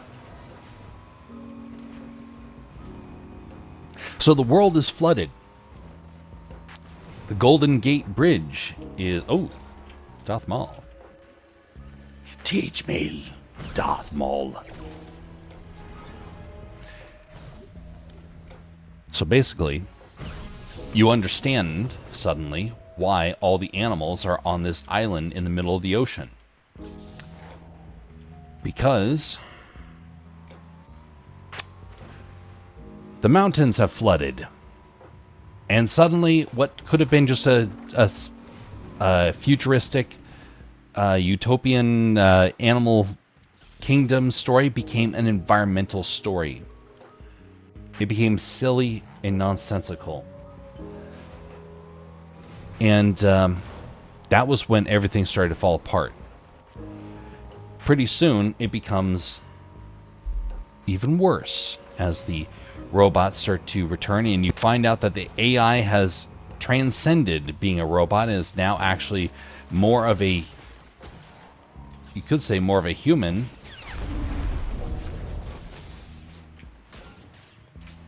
Uh-oh. This is bad.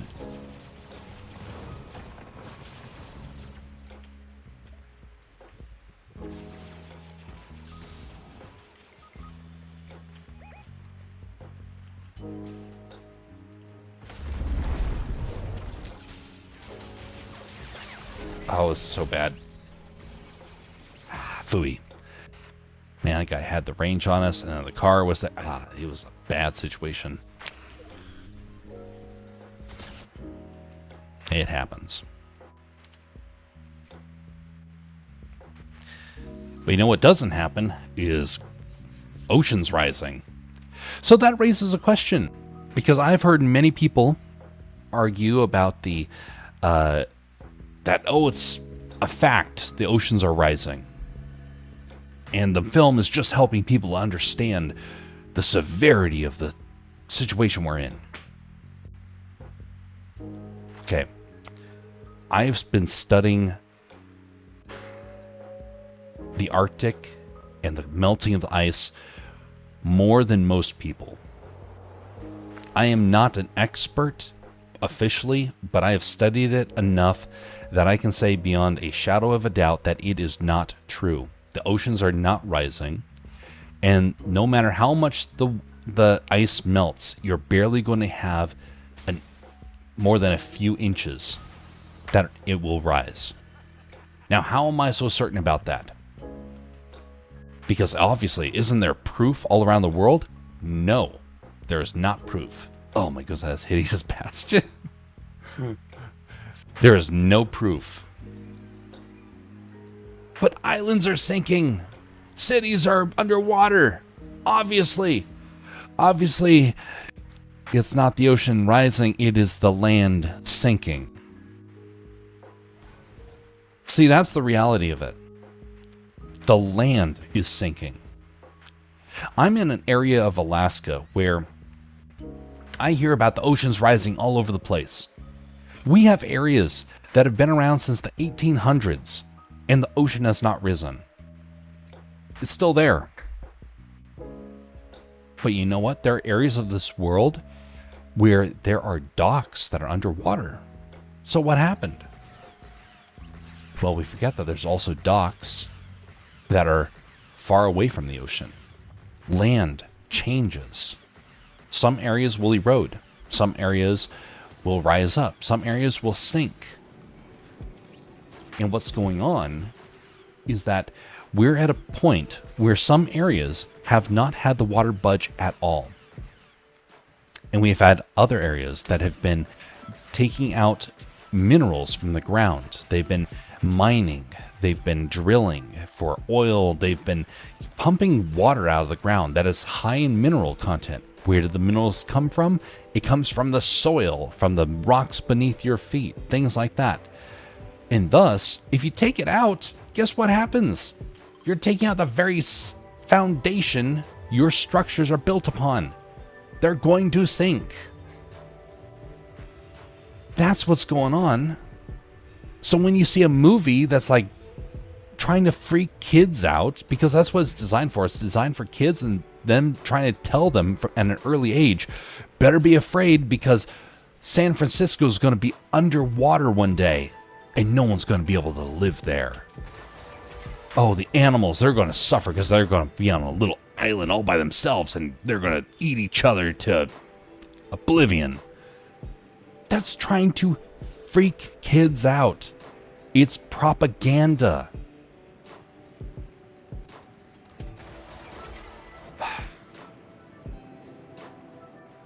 So then I decided to also try and watch the Aquaman 2. Why? Because there weren't a whole lot of good options on the plane. So I watched Aquaman 2. And it also was completely packed full of woke propaganda. Utopian stuff and World Forum sort of stuff. They were teaching people to eat the bugs. They were encouraging... Oh, great. They were encouraging people to believe that climate change was the reason why Atlantis and like this other kingdom were at war, and that's the big baddie is trying to sink the world and pollute the air and cause global warming. It's nonsense.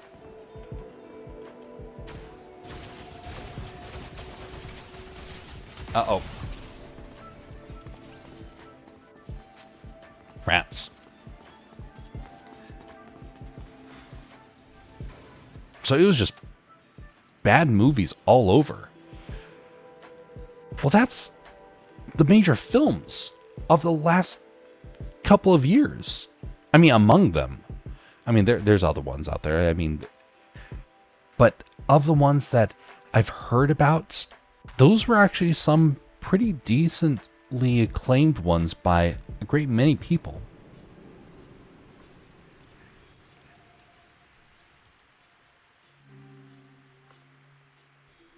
Now, Aquaman had a horrible showing when it came out, but people claimed it was because of Amber Heard, the actress.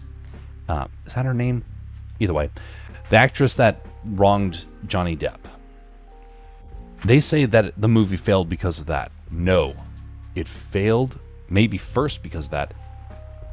But if it hadn't failed because of that, it would have failed because of the propaganda. Man, I did not realize just how blatant it was. They're not even hiding it. They're not trying to conceal it. They're just like, nope, this is a fact now. We've told you that it's a fact for long enough. Guess what? It's now a fact. Suck it up. You guys are on the losing side. We won the narrative. Now you have to be indoctrinated with it.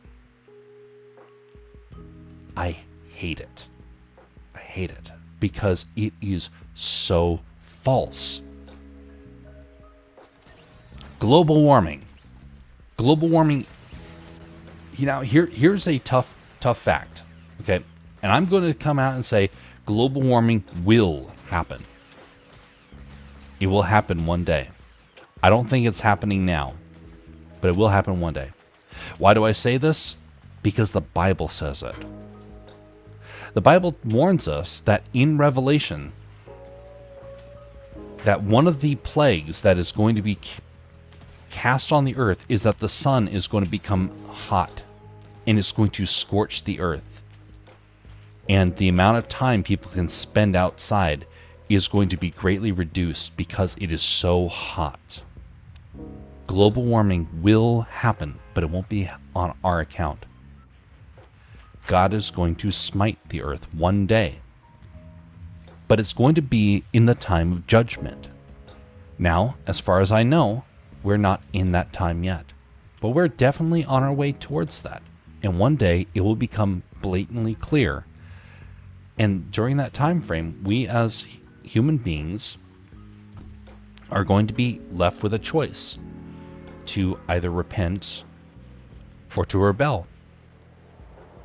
During that time, a lot of people will repent. A lot of people will not. During that time, the people that don't repent are going to be having to face a whole lot of plagues, of which will be global warming. So yes, it will happen one day, but not in the way that our scientists claim that it will. So then what are we experiencing right now? Well, that's a very good question, because the world does feel a bit warmer. But is it global warming?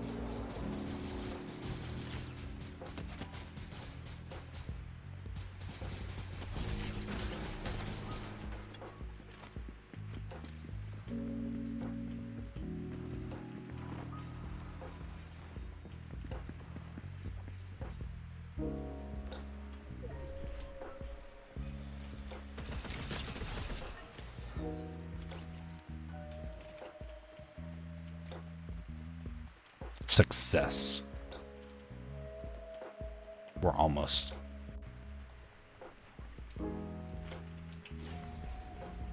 Glad the guy tried for the reboot. The revive. So is the world getting warmer? Yes and no. Is it warmer than it was 100 years ago? Yes. Is it warmer than it was 200 years ago? Yes. Is it warmer than it was 500 years ago? No.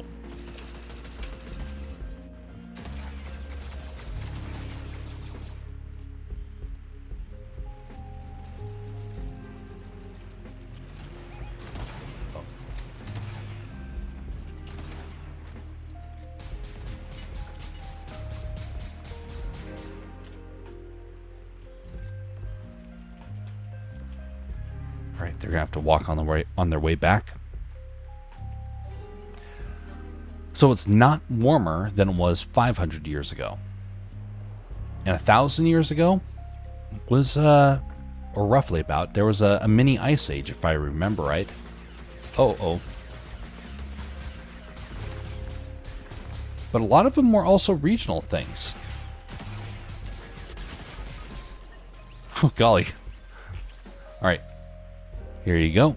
Hopefully we'll be able to get some good shield and health now that all the fighting has stopped. Oh, no. Ow!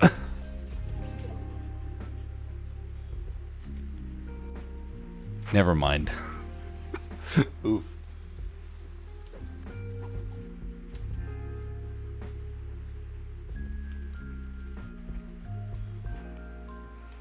The world has been warmer and it has been colder than it is right now.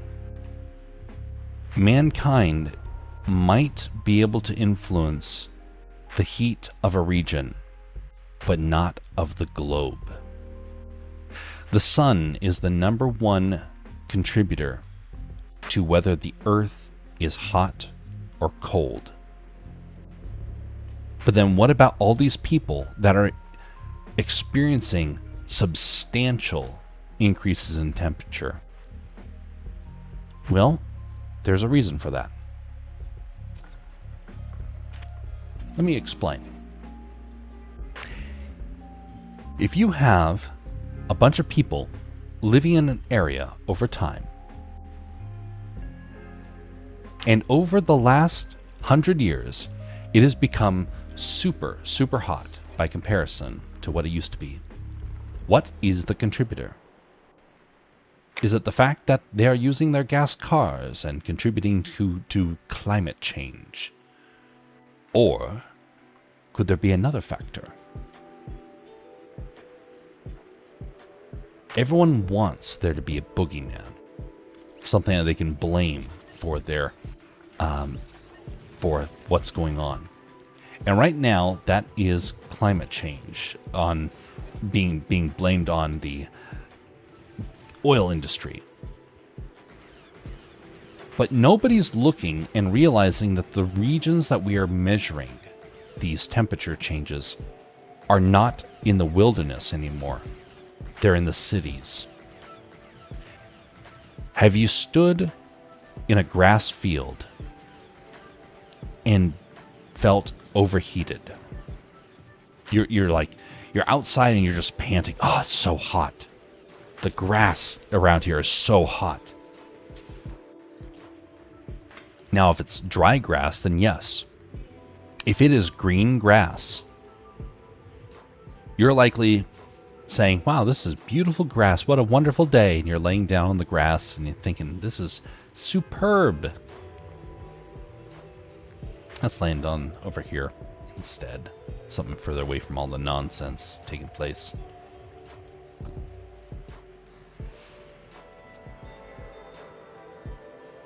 Now, if you went from the green grass and you're going to walk back home, but then you decide that you're going to walk over some asphalt to get home. You're walking in your bare feet on the grass, and then you step on asphalt. What happens? Your feet burn. And actually, if you stand on asphalt for more than a few seconds, you will start to burn your feet in some areas. I noticed this when I was a kid because it'd be a sweltering hot day when you're on top of all the on top of concrete and asphalt. But the moment you got on to grass or underneath a tree, the temperature just normalized. And I noticed this early on, and I'm like, how is it that this is taking place and nobody is like asking the question, is this what global warming has become? Is our measurements taking place in cities where the temperature is influenced by things like concrete and asphalt? Well, notice that some of the biggest supporters of climate change agendas are all living in cities. They're not living in the country. They're not living in the mountains. They're stuck in a concrete jungle. And they couldn't care less that their choices of where they're living might actually, and how they're living might actually be contributing to a local climate change. They don't get money from that. So thus they have to create a bigger problem so that they can make their fortune. Climate change is not happening. And I don't care what people are claiming that the debate is over. And believe me, there are hundreds, thousands of people that are like hardcore in with the opinion that it's still happening. It is not, until you can argue away some of these basic principles of the influence of the sun and the influence of having no greenery in your region. If it is hot, plant a garden and watch the temperature decline.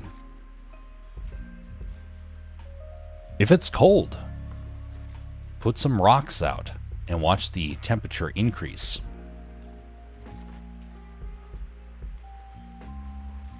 Now, I am highly opinionated on this stuff. Why? Because I've seen people throughout.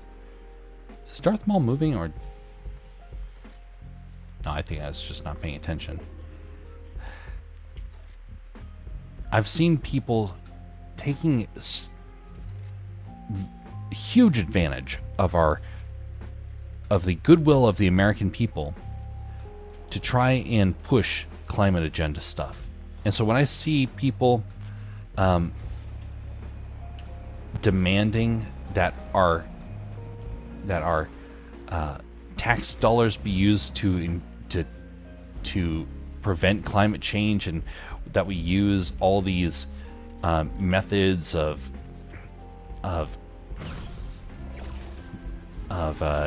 industry to change how our companies function, or our schools changing their methods of educating.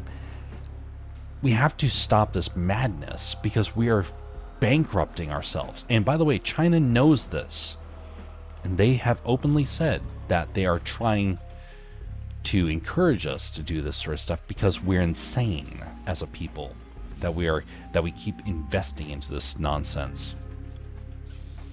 Greetings, BR Jason. How are you doing?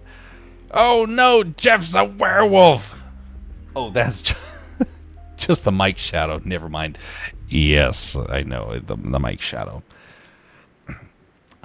You're highly opinionated on the matter because you rock?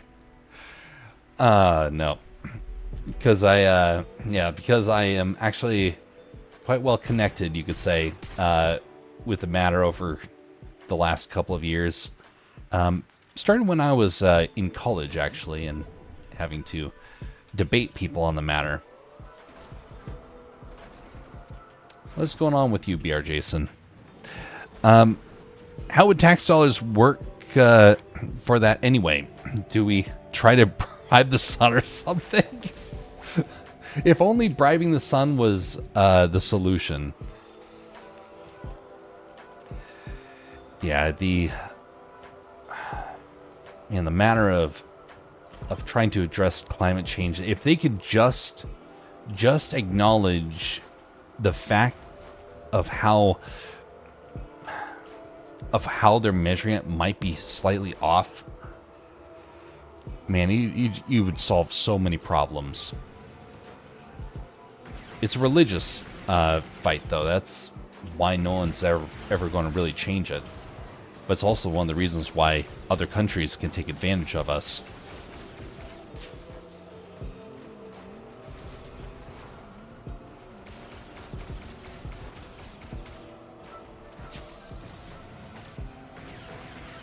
Set your blaster to stun.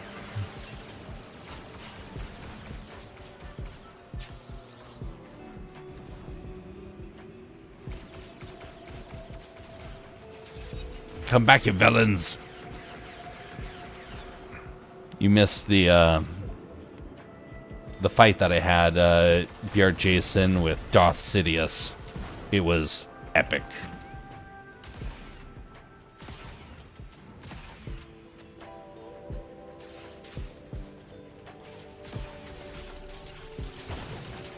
Well done.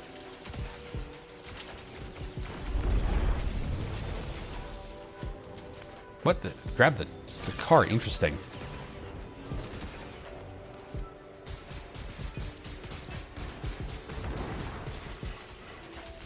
Okay.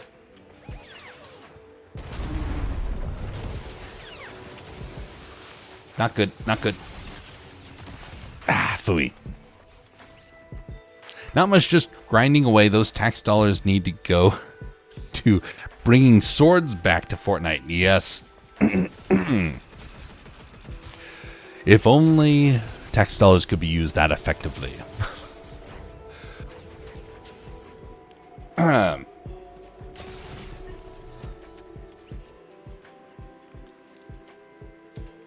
Spent a lot of swift rounds here.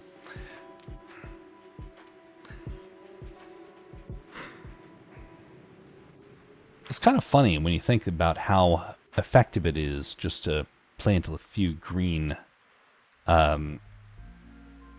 plants in an area and just watch the temperature decline. But there's another thing, and that is the damming of water. We have been very focused on trying to optimize our river systems. And I remember seeing this years ago about how a meandering river is better for a land than a straight one. For irrigation purposes, we have straightened a lot of rivers.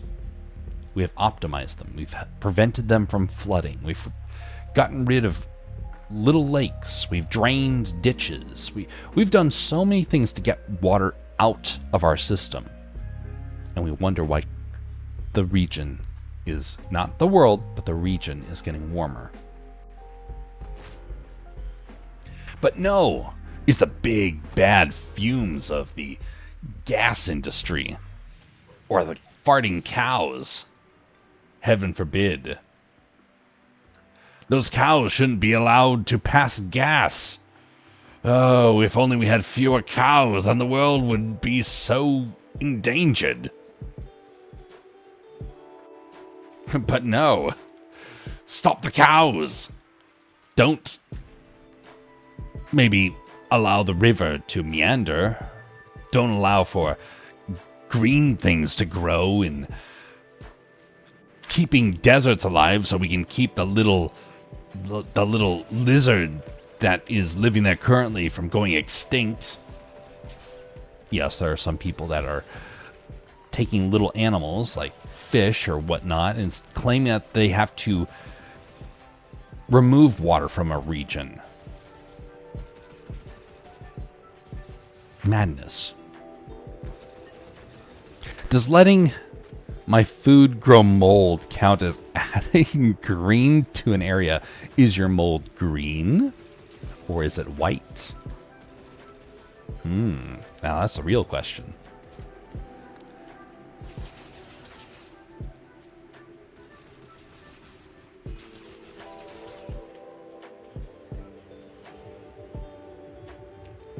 You choose the landing zone, Bastion.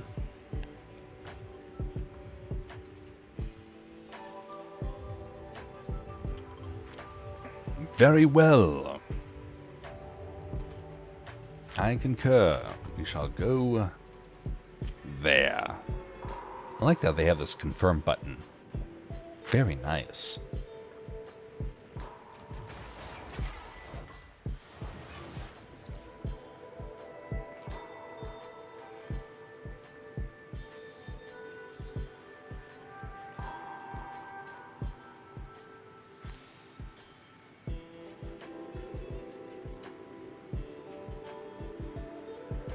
The Dutch situation a bit ago showed the hypocrisy. They shut down the most efficient agriculture in the world. Yes. It's ridiculous. We add water for little fishes here in California. Stupid smelt. Yep. Silly smelt.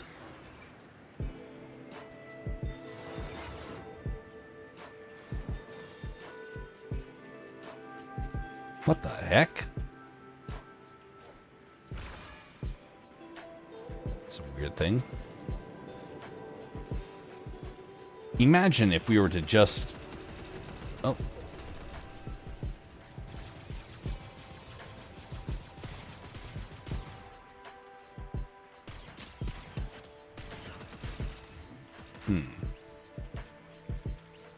His buddy's over there.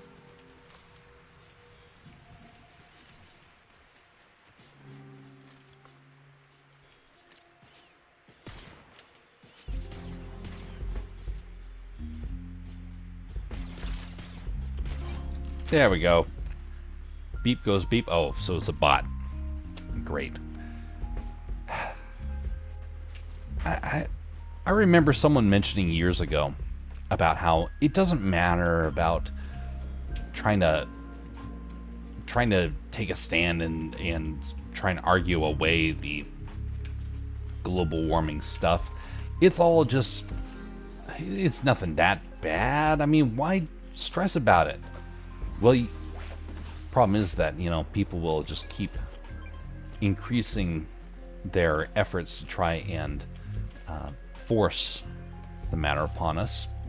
And right now, we're at the point of where if I go to my local school, they have signs out there saying global warming is... the global warming debate is over. Stop trying to push a fantasy that it's not happening. It's been indoctrination like no other. And, well, correction, there's a couple of things. There's been immense indoctrination on. This is just a core pillar of it, and that's what's so frustrating. People don't realize that it's indoctrination.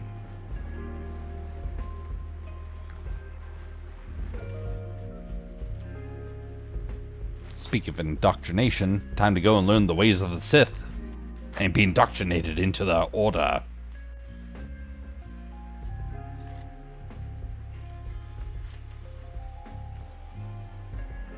Embrace your anger.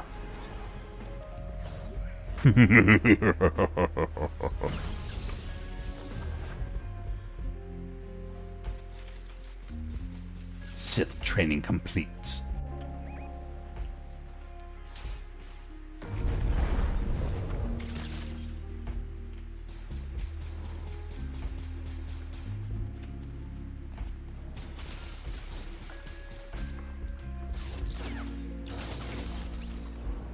Wonderful.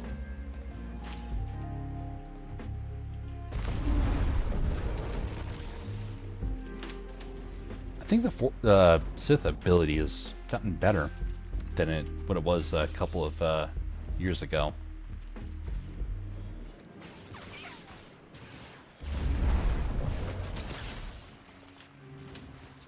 Yes. I don't like when people tell me to imagine stuff. I'm too nervous of a commie Beatles song starting. A commie Beatles song starting? Oh. Poor B.R. Jason. You gotta get out of California one of these days. Well, actually, then again, it may change on us. Who knows? California may become, you know, based again.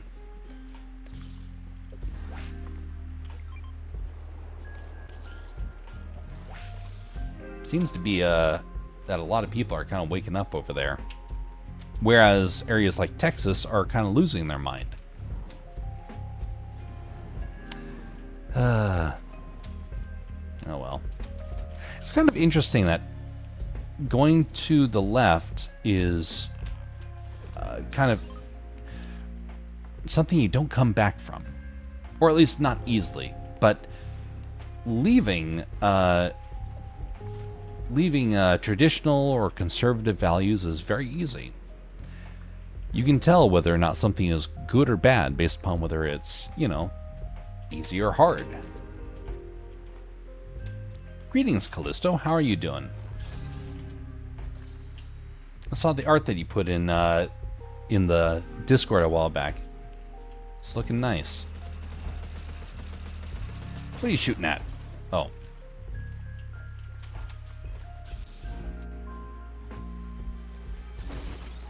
I'm so glad that the lightsabers don't break. Oh!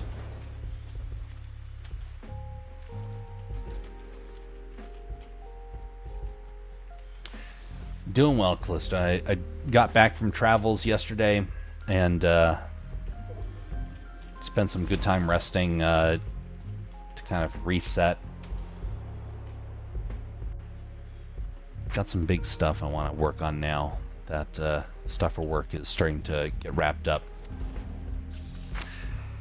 It may, says Beer Jason, I always say the people are so against the madness, but they just keep voting for them. That happens. That happens. A lot of the problem is that the madness starts to become familiar. And then you're like, well, what's the big deal? I mean, we've survived it so far. Might as well just keep pressing on. But yeah, it is something where eventually something has to break. And it breaks by people calling it out. And our culture is starting to do that.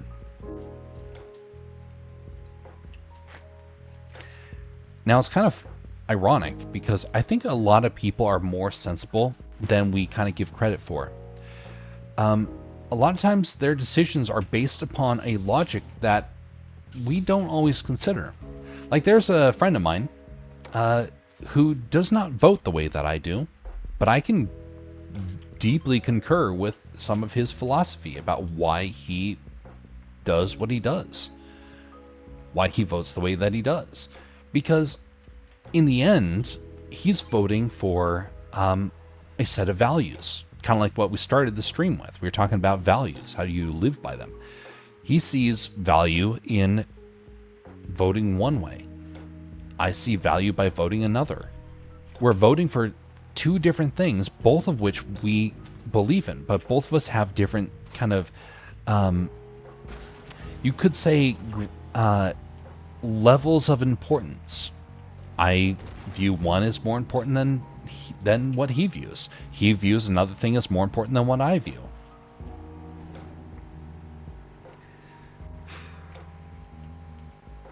If we could be able to, as a culture, come together in that sense, I think we would find a lot of us agree on way more than we realize. And maybe, just maybe, we can start to find wise compromises that don't push us to extremes.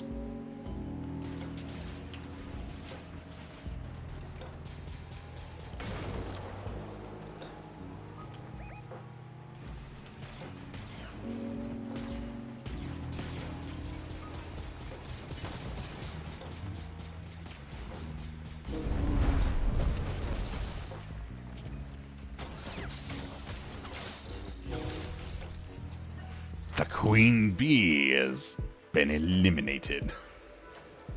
Look, a fine addition to your collection. I get nervous when I don't hear Bastion's quack, because then I don't know if he's there. Like, maybe he's sneaking up behind me to throw a pie at the back of my head. How would I know?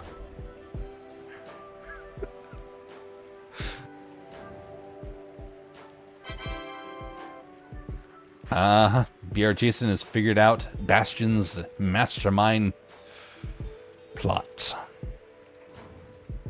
Hopefully you find a way to avoid getting, smacked with a pie in the face or on the back of the head.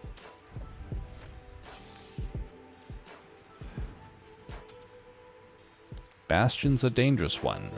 You never quite know what he's going to do.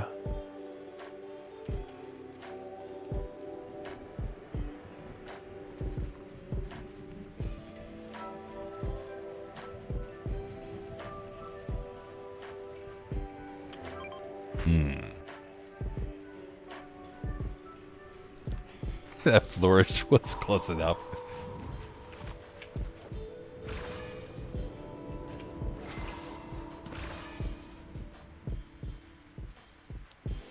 You can become the llama.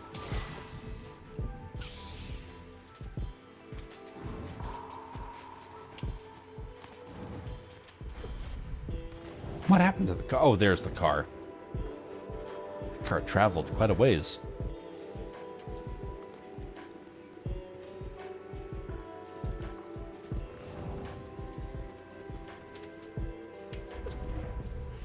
So I was on the East Coast this last week, and next time I'll be taking more time to stay and try and do and see some things around there.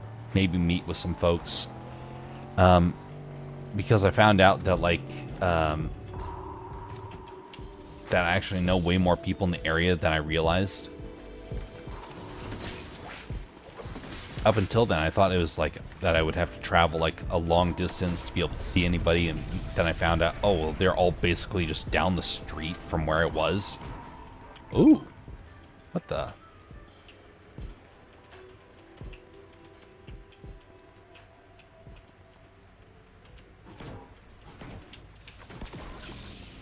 Can you get into this?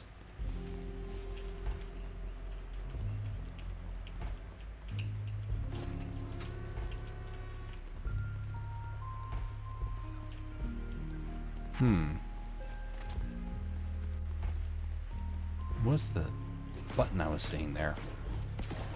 It disappears before I can read it.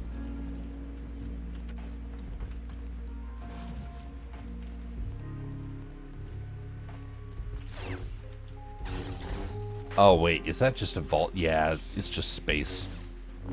Oh well. I didn't want to ride in that thing anyway.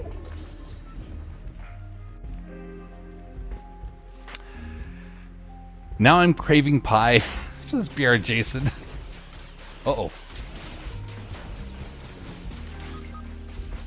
Oh, that's not good.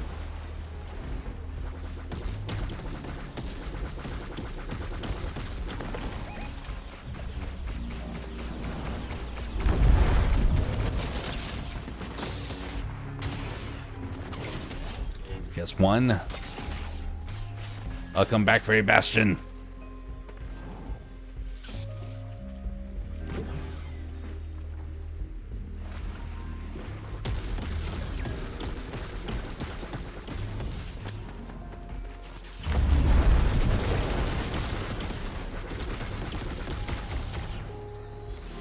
Alright, grab your card and time to get out of here. Ah, phooey. That guy was a good pilot. We also were out in the open. All of us, including the other team. Alright, so now I'm craving pie, says BR Jason. Maybe I've been listening to too many Canadian commentators. Those people are into political pie throwing, you know. Sorry to hear that about the traveling on the East Coast. Yeah. Not a fan. Not a fan of the East Coast. I can understand why people like it, though. So, I lived on the East Coast for a couple of years. I have opinions on it because I saw a side of it that the average tourist doesn't get to see.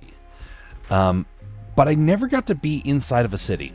And I got to actually be inside of a city this time.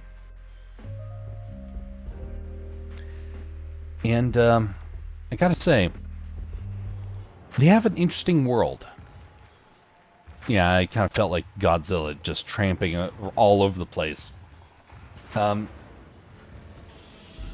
spent a whole lot of time just wandering around between the end of events and getting in and basically calling it a night.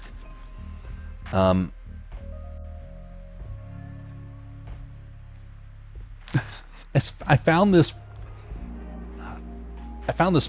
area.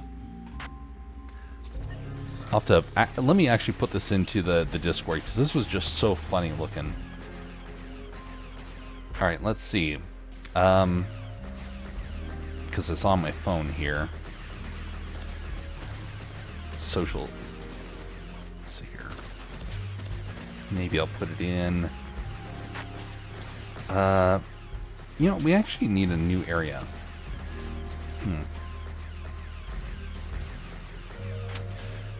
All right, I'll just put it in greater community. Where is the photo? Not there, not there, not there. There we go. Okay, one photo.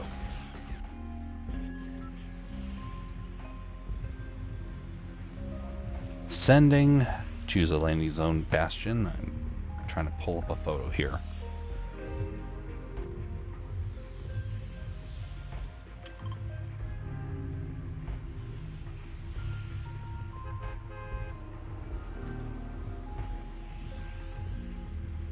All right, tally ho.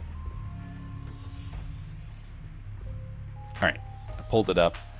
We'll take a look at it in just a second once we land.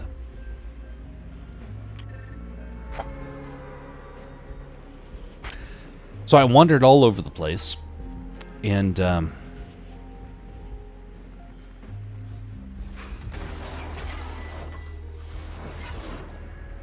it was a world that was fake and as artificial as what you would see in a dystopian film. And you know what it made me realize? The people that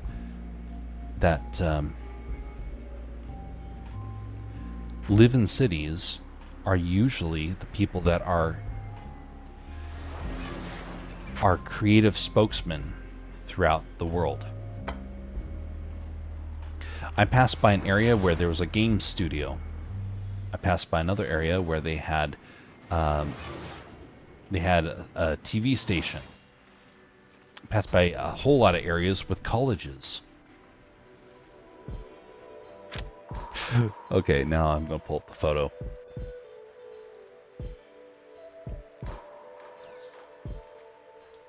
Okay. Open photo. Open link. This is the great, as the sign says,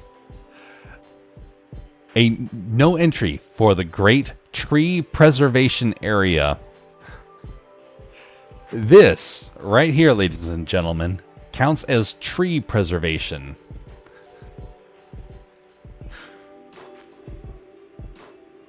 A single tree is surrounded by fences.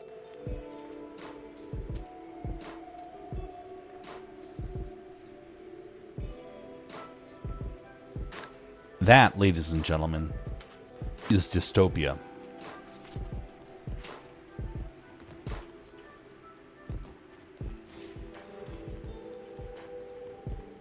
It's a world that is artificial and cold.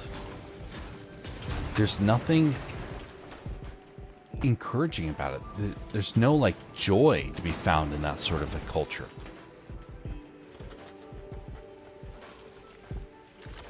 So is it any wonder that as I was walking around, I saw people just depressed?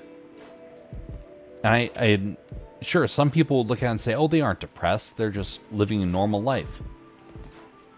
I'm telling you, I just stood on a street corner a couple times and just watched people walking by.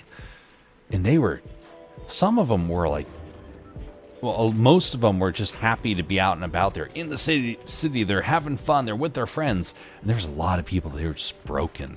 They were in a world that was surrounded by thousands of people, and they felt alone. You can feel alone out here in the wilderness of Alaska, too. But it's because there's literally no one there. They're surrounded by people, and they were depressed.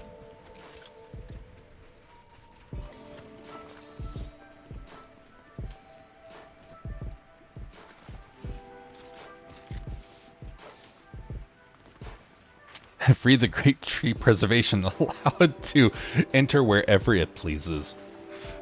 Yeah, honestly. It all was so manicured and so fake. I told my family this. So I was chatting with relatives. I told them this. When I was working at Disney, it felt more real being in a theme park than it was being in that city. I felt like the world inside the city was so fake that basically to be in Disney would have felt more normal. That's sad. That's so sad. I'm not just saying like I'm not just trying to exaggerate that.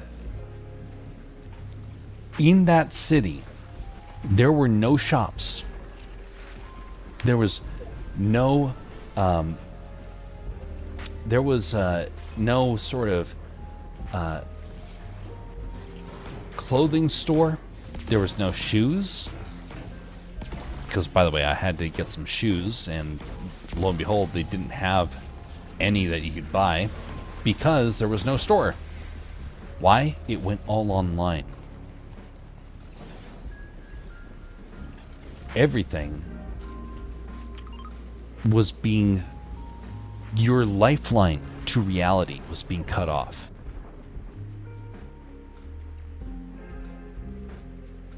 Is it any wonder that people were getting depressed?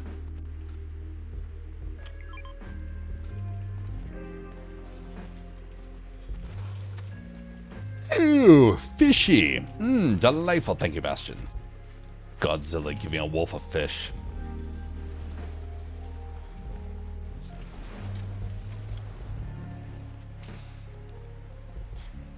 If you try and sanitize everything in your life,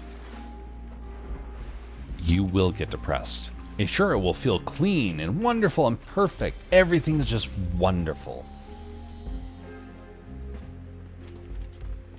But will you feel wonderful as time goes on?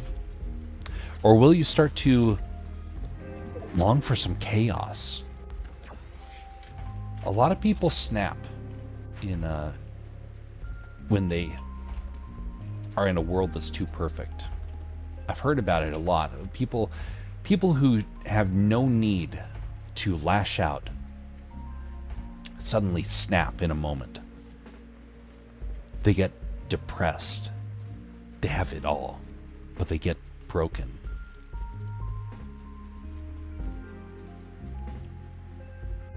After seeing that city, I know why that happens. Maybe not for everybody, but I know, like, I now understand what goes on in their minds. And honestly, I feel sorry for those people. It makes no sense that somebody would want to be in a world where you have it all and everything's just perfect, but yet you miss out on just the most basic of connections. Now, interestingly enough, there were a lot of people who were engaging with all sorts of friends. There were large friend groups as they were going out partying, and you could see them going from restaurant to restaurant and gym to gym. Yeah, you're right. You heard me right. I said gym to gym. As I walked around, I couldn't find one store for clothing or for shoes, and only one, General Grievous, in only one area for retail. But I found about an estimated 30 gyms.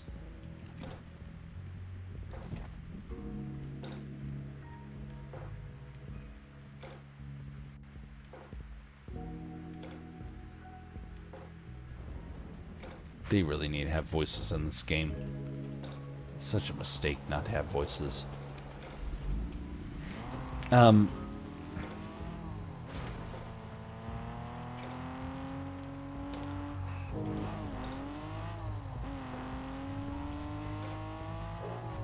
30 gymnasiums.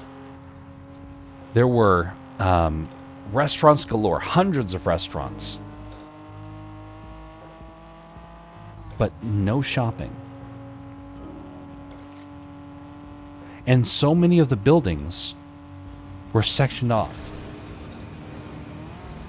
You could do shopping in some areas, but it was a closed, gated community. It was inside of a skyscraper. Imagine, you need clothing? Well, you have one shop to be able to choose from, and that's the building that you live in. You go to the 4th story, and you can buy what you need. But not anyone's allowed in there. Only people that are exclusive. A gated community for shopping. I had to ask the, I was starting to enter into a building and a security guard stopped me and said, "You're not allowed in here." And I asked, "Well, what's in the building?" And he started to describe it as for people that worked at the building or who were members of it. I was like, how in tarnation are you guys making a revenue off of this? Now, maybe I misunderstood, but that is so very odd that you would have businesses set up like that.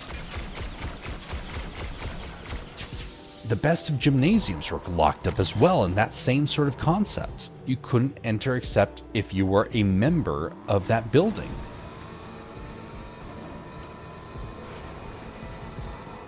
Did you get to see the Sharks and Jets dance fighting while you were there? What? No, I didn't know that planes and sharks would be dancing together. Engaging all sorts of friends, and who's Jim and why are there so many of them? I mean, they engage more than one person. I think that may lead to...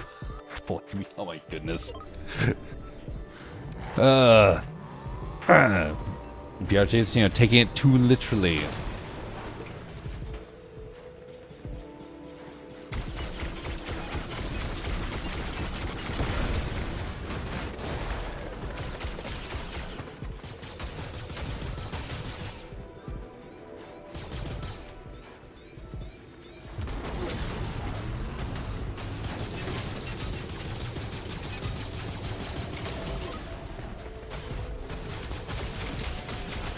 Nicely done. Okay. Gymnasium. Why are there so many guys that have the same name? Gymnasium. Ugh. Wait, a gated community for shopping? If I understood this correctly, and yes. You enter into the floor of the building, okay? You have restaurants on one level. You have a common meeting room. And then there's an elevator. And as the security guard told me, there is a face scanner that scans your face to see whether or not you're allowed to enter the 2nd, 3rd, 4th, and so forth story of the skyscraper. I had no idea that skyscrapers were like this, or at least some of them are. I'm sure not every skyscraper is going to be like this. This is an exclusive skyscraper.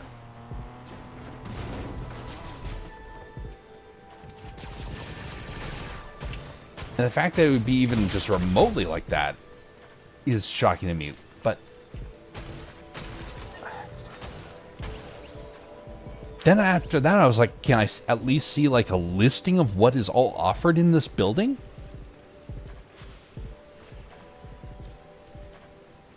You step outside, you walk across the street, and you look up in the middle of the night, and you can see some of the rooms of the facilities that are up there. You're like, hokey smokes, there really is a lot of stuff up there.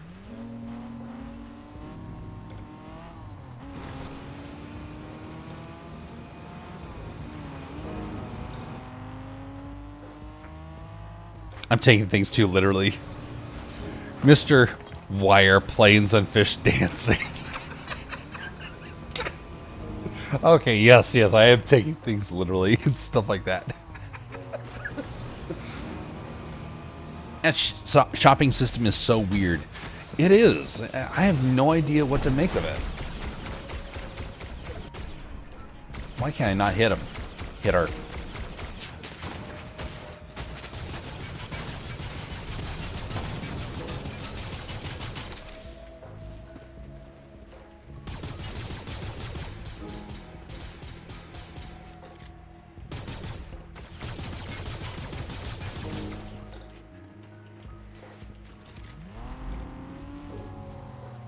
Oh, 2 people landing on us. Stormtroopers. Don't worry, their accuracy will be terrible. Or, you know, so the internet says.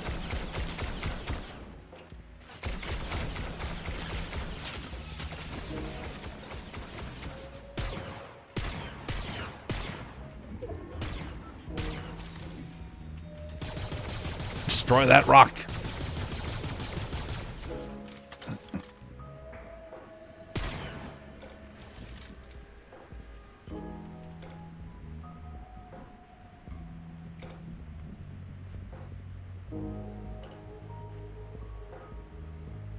Yes, dance, Mr. Stormtrooper. Boogie boogie. All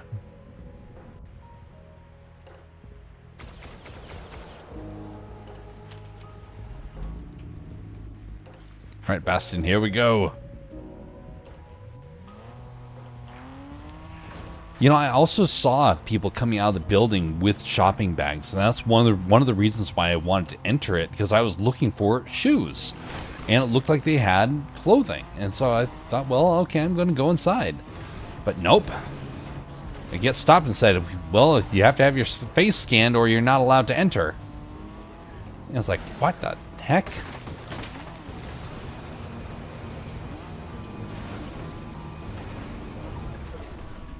Apparently they're making it work. It must be really, really expensive, though. And that was the other thing. Everything was really expensive.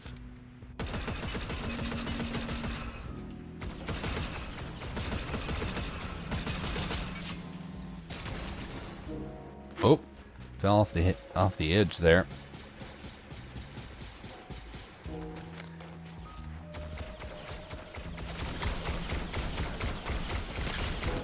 It's a rabbit lady.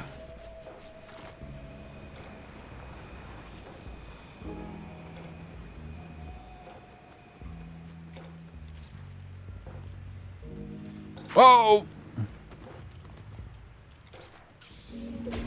Oh no.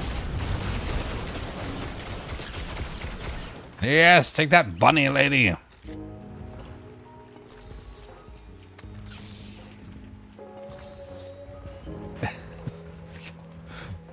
Well done.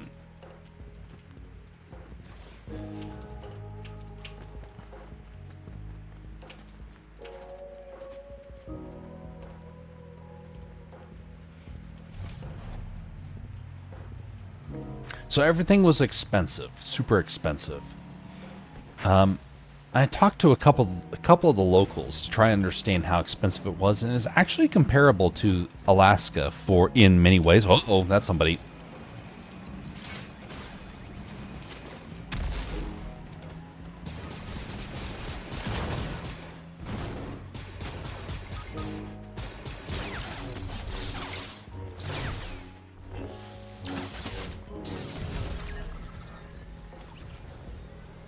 Alright, I have some health for you, Bastion.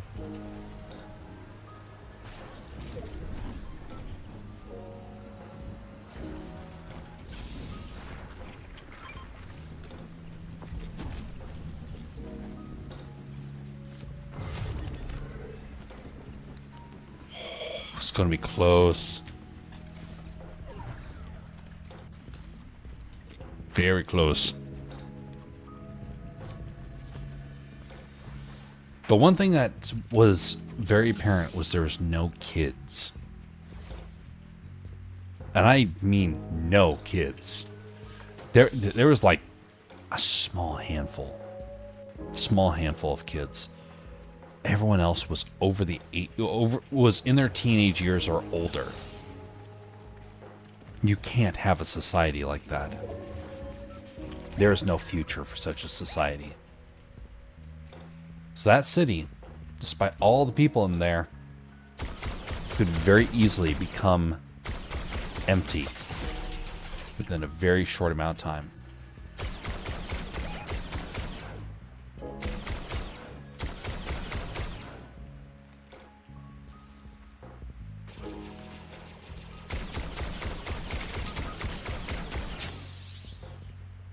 This ain't good. Okay, how to get to Bastion without them shooting at me.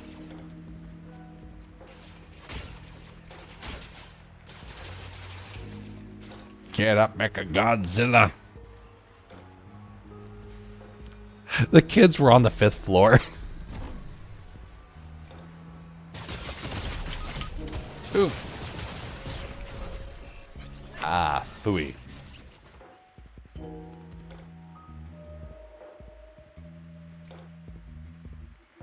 Well, we got second. I mean, that's better than all the other rounds we've had. We're going to do one last one, and then we'll end it up there.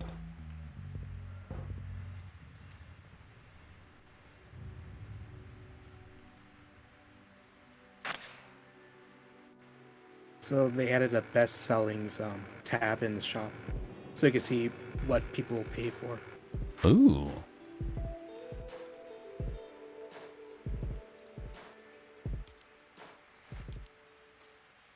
See, there's Mace Windu. That's a popular one.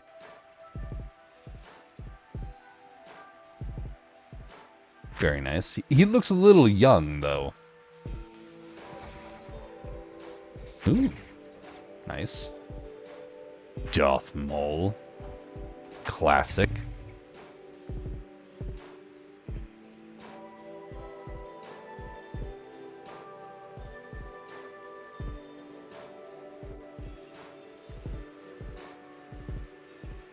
Oh no.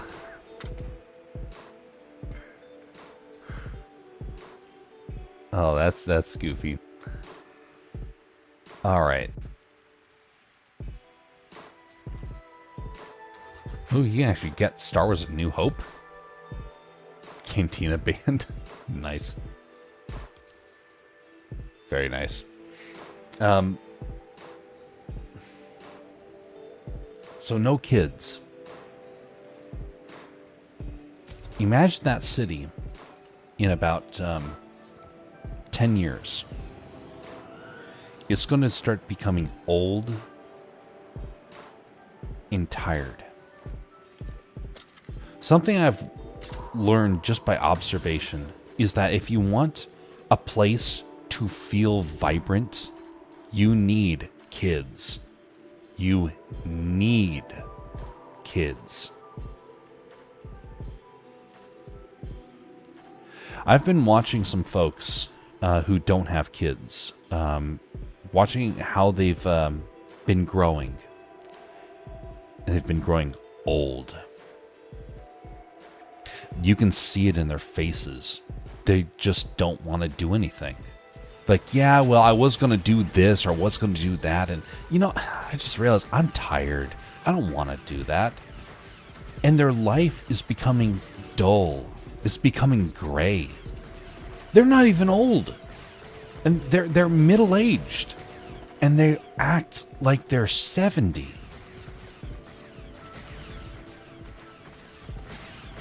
And it's kind of the idea of that. When you have kids, you start to get energy. And you yourself don't necessarily have to have kids, but you just have to have kids in the area and watch life start to return. Do you realize that all of the artwork that we have in this game, for example, is actually kind of inspired off of... Most of it is inspired off of kids' content?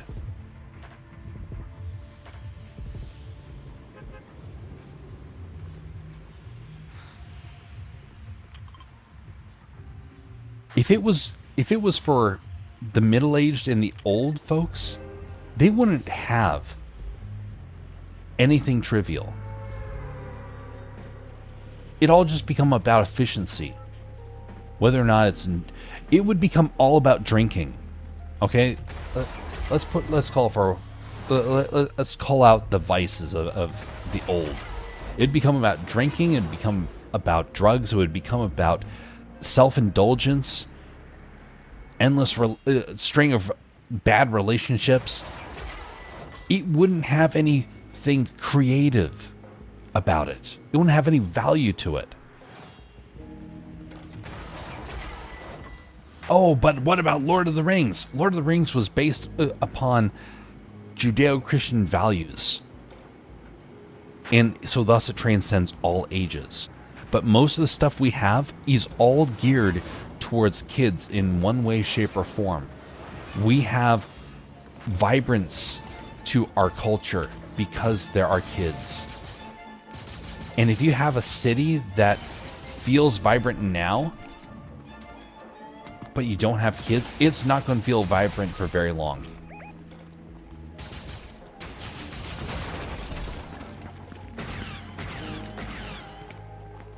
Yeah, you get him, Han Solo. Nicely done. Okay, did I get the card? Oh, there you go. Ooh, that could have been bad. Han Solo, stop shooting. You shot first.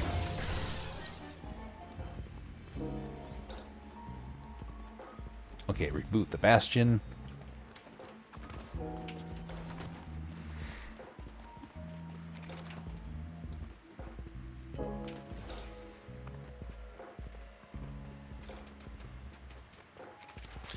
But that's not why they're allowed a huge amount of illegal immigration. Yeah. It is. If I can get the game, can I finally take down the bear in the big blue house? Oh no.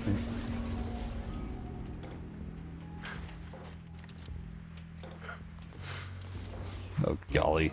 That's a show I never watched, but was very aware of growing up.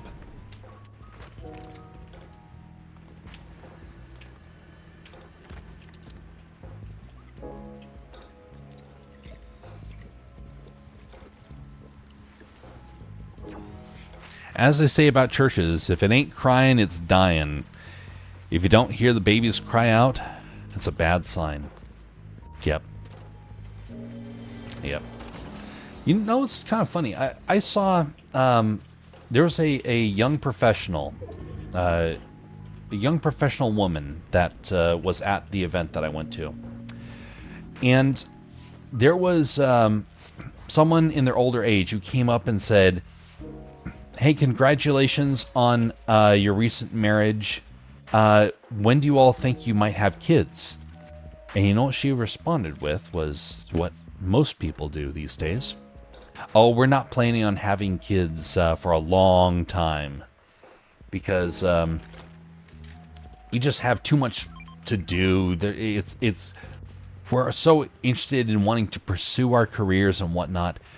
And I've seen so many people say that. So many people that should know better, honestly. And they're all just certain that they're going to live forever. They're not. When they get to older age, they're going to struggle seriously with raising kids. They need their youth. And they're acting as if their youth is meant for them. That's selfish. It's very selfish. And so she's probably certain that she made the right decision, or is making the right decision. When in reality, one day she's going to freak out. She's going to panic as she realizes she spent all of her youth pursuing stuff that is not going to make her happy in her older age. I remember seeing a rendition of A Christmas Carol. I don't remember what the rendition was, but it was it showed Scrooge with his money, and it mentioned about that in your old age, when you're clinging to your wealth, you realize it's cold and it doesn't warm you. I thought, isn't that interesting?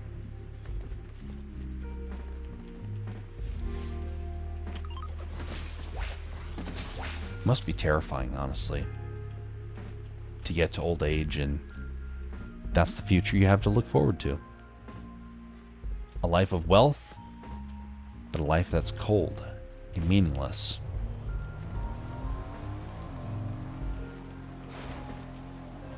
Without growth, things become mundane. Things become old. It's one of the reasons why there will be remakes in the future.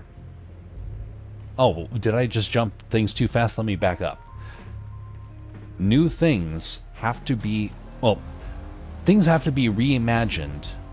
Kind of like how two genes from both a mother and a father become something new, a child. The old will not always hold the same level of interest. You have to freshen it up. You have to add some youth to it. It won't always be the same. In some ways it will be better, in some ways it will be worse.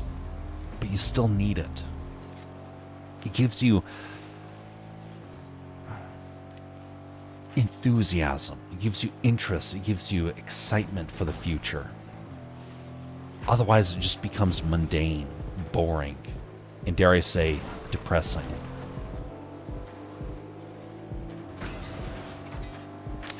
When I worked at Club Disney, Bear in the Big Blue House played in their rotation of clips.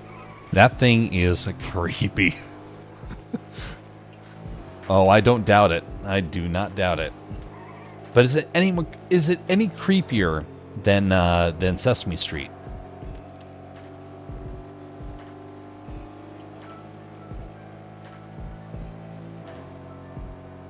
I heard a rendition of A Christmas Carol too. It was, Do You Hear What I Hear?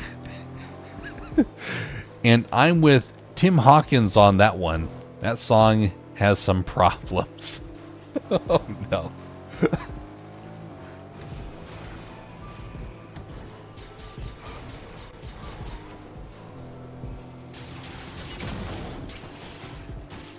Where'd he go?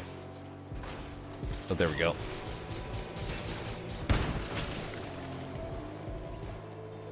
Breaker, breaker.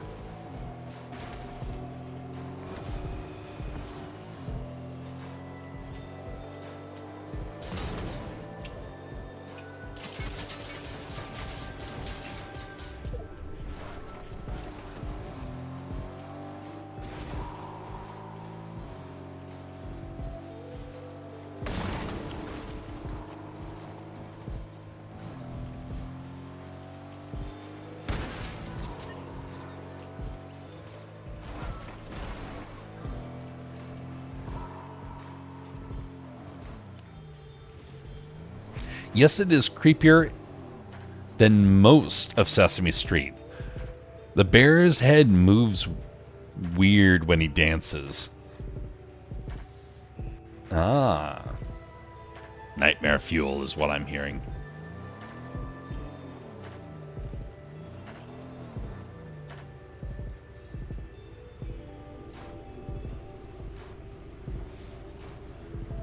I never actually watched any of it, so other than like the tail end of it before other shows would come on. What was it that came on like right afterwards that I think it was Magic School Bus. I watched that, but I did not watch Bear in the Big Blue House. I was a little old for that one.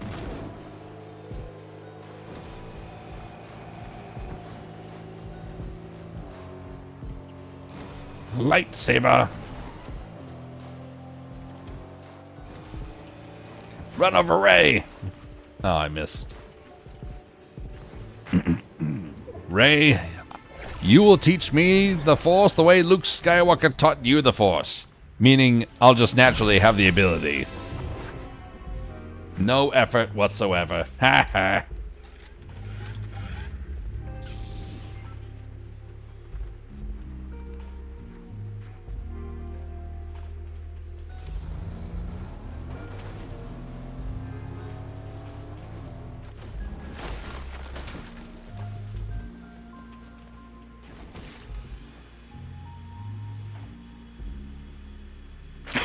Tail end, bears have pretty short tails. That is true.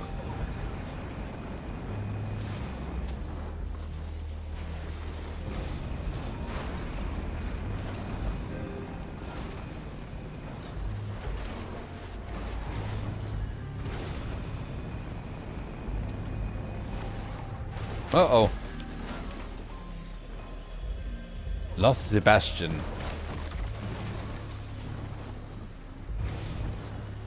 Oh! Sebastian found a lightsaber! Oh, did that really appear? Just right there? Wow. Nice.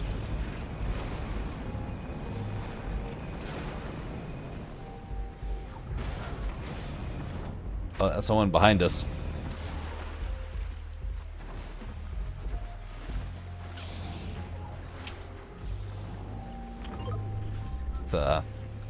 Is that a... Oh. Man, it started to move almost like it was a player. But obviously not.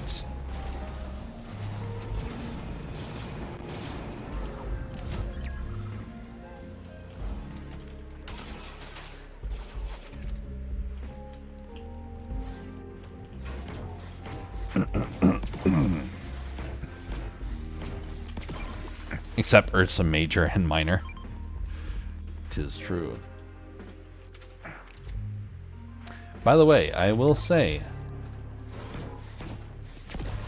something about Ursa Major and Ursa Minor might be appearing in the near future around here. No more hints.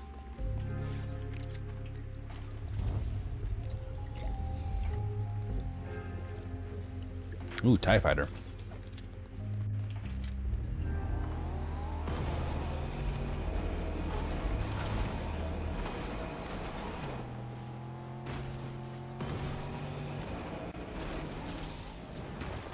What? 2 craft? Hokey smokes. Interesting.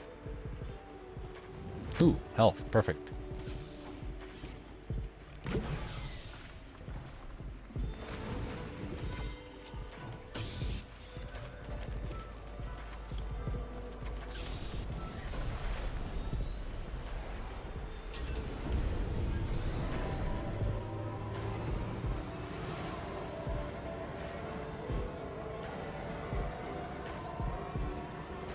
Gotta get better at flying with this thing. There we go. Oh, no, I can't ping with this. Well, anyway. Over there. Oh, they're hitting me hard.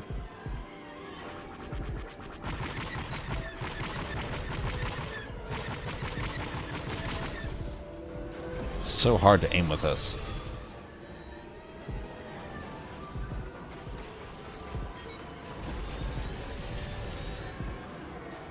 And very hard to turn. Oof. Oh, my head.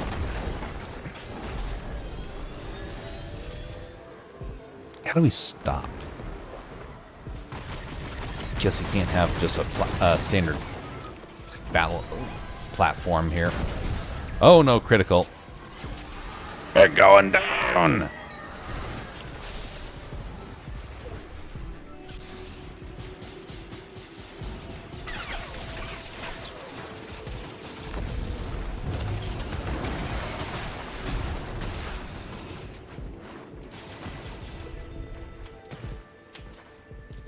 Come on, lily pad, you failed me.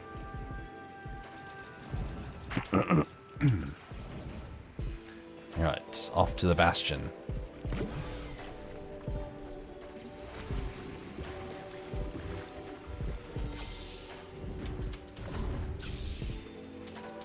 If they appear, then don't you hurt them. Long-tailed bears are very endangered. Oh, dang, I hurt them. Shoot. Ah, phooey.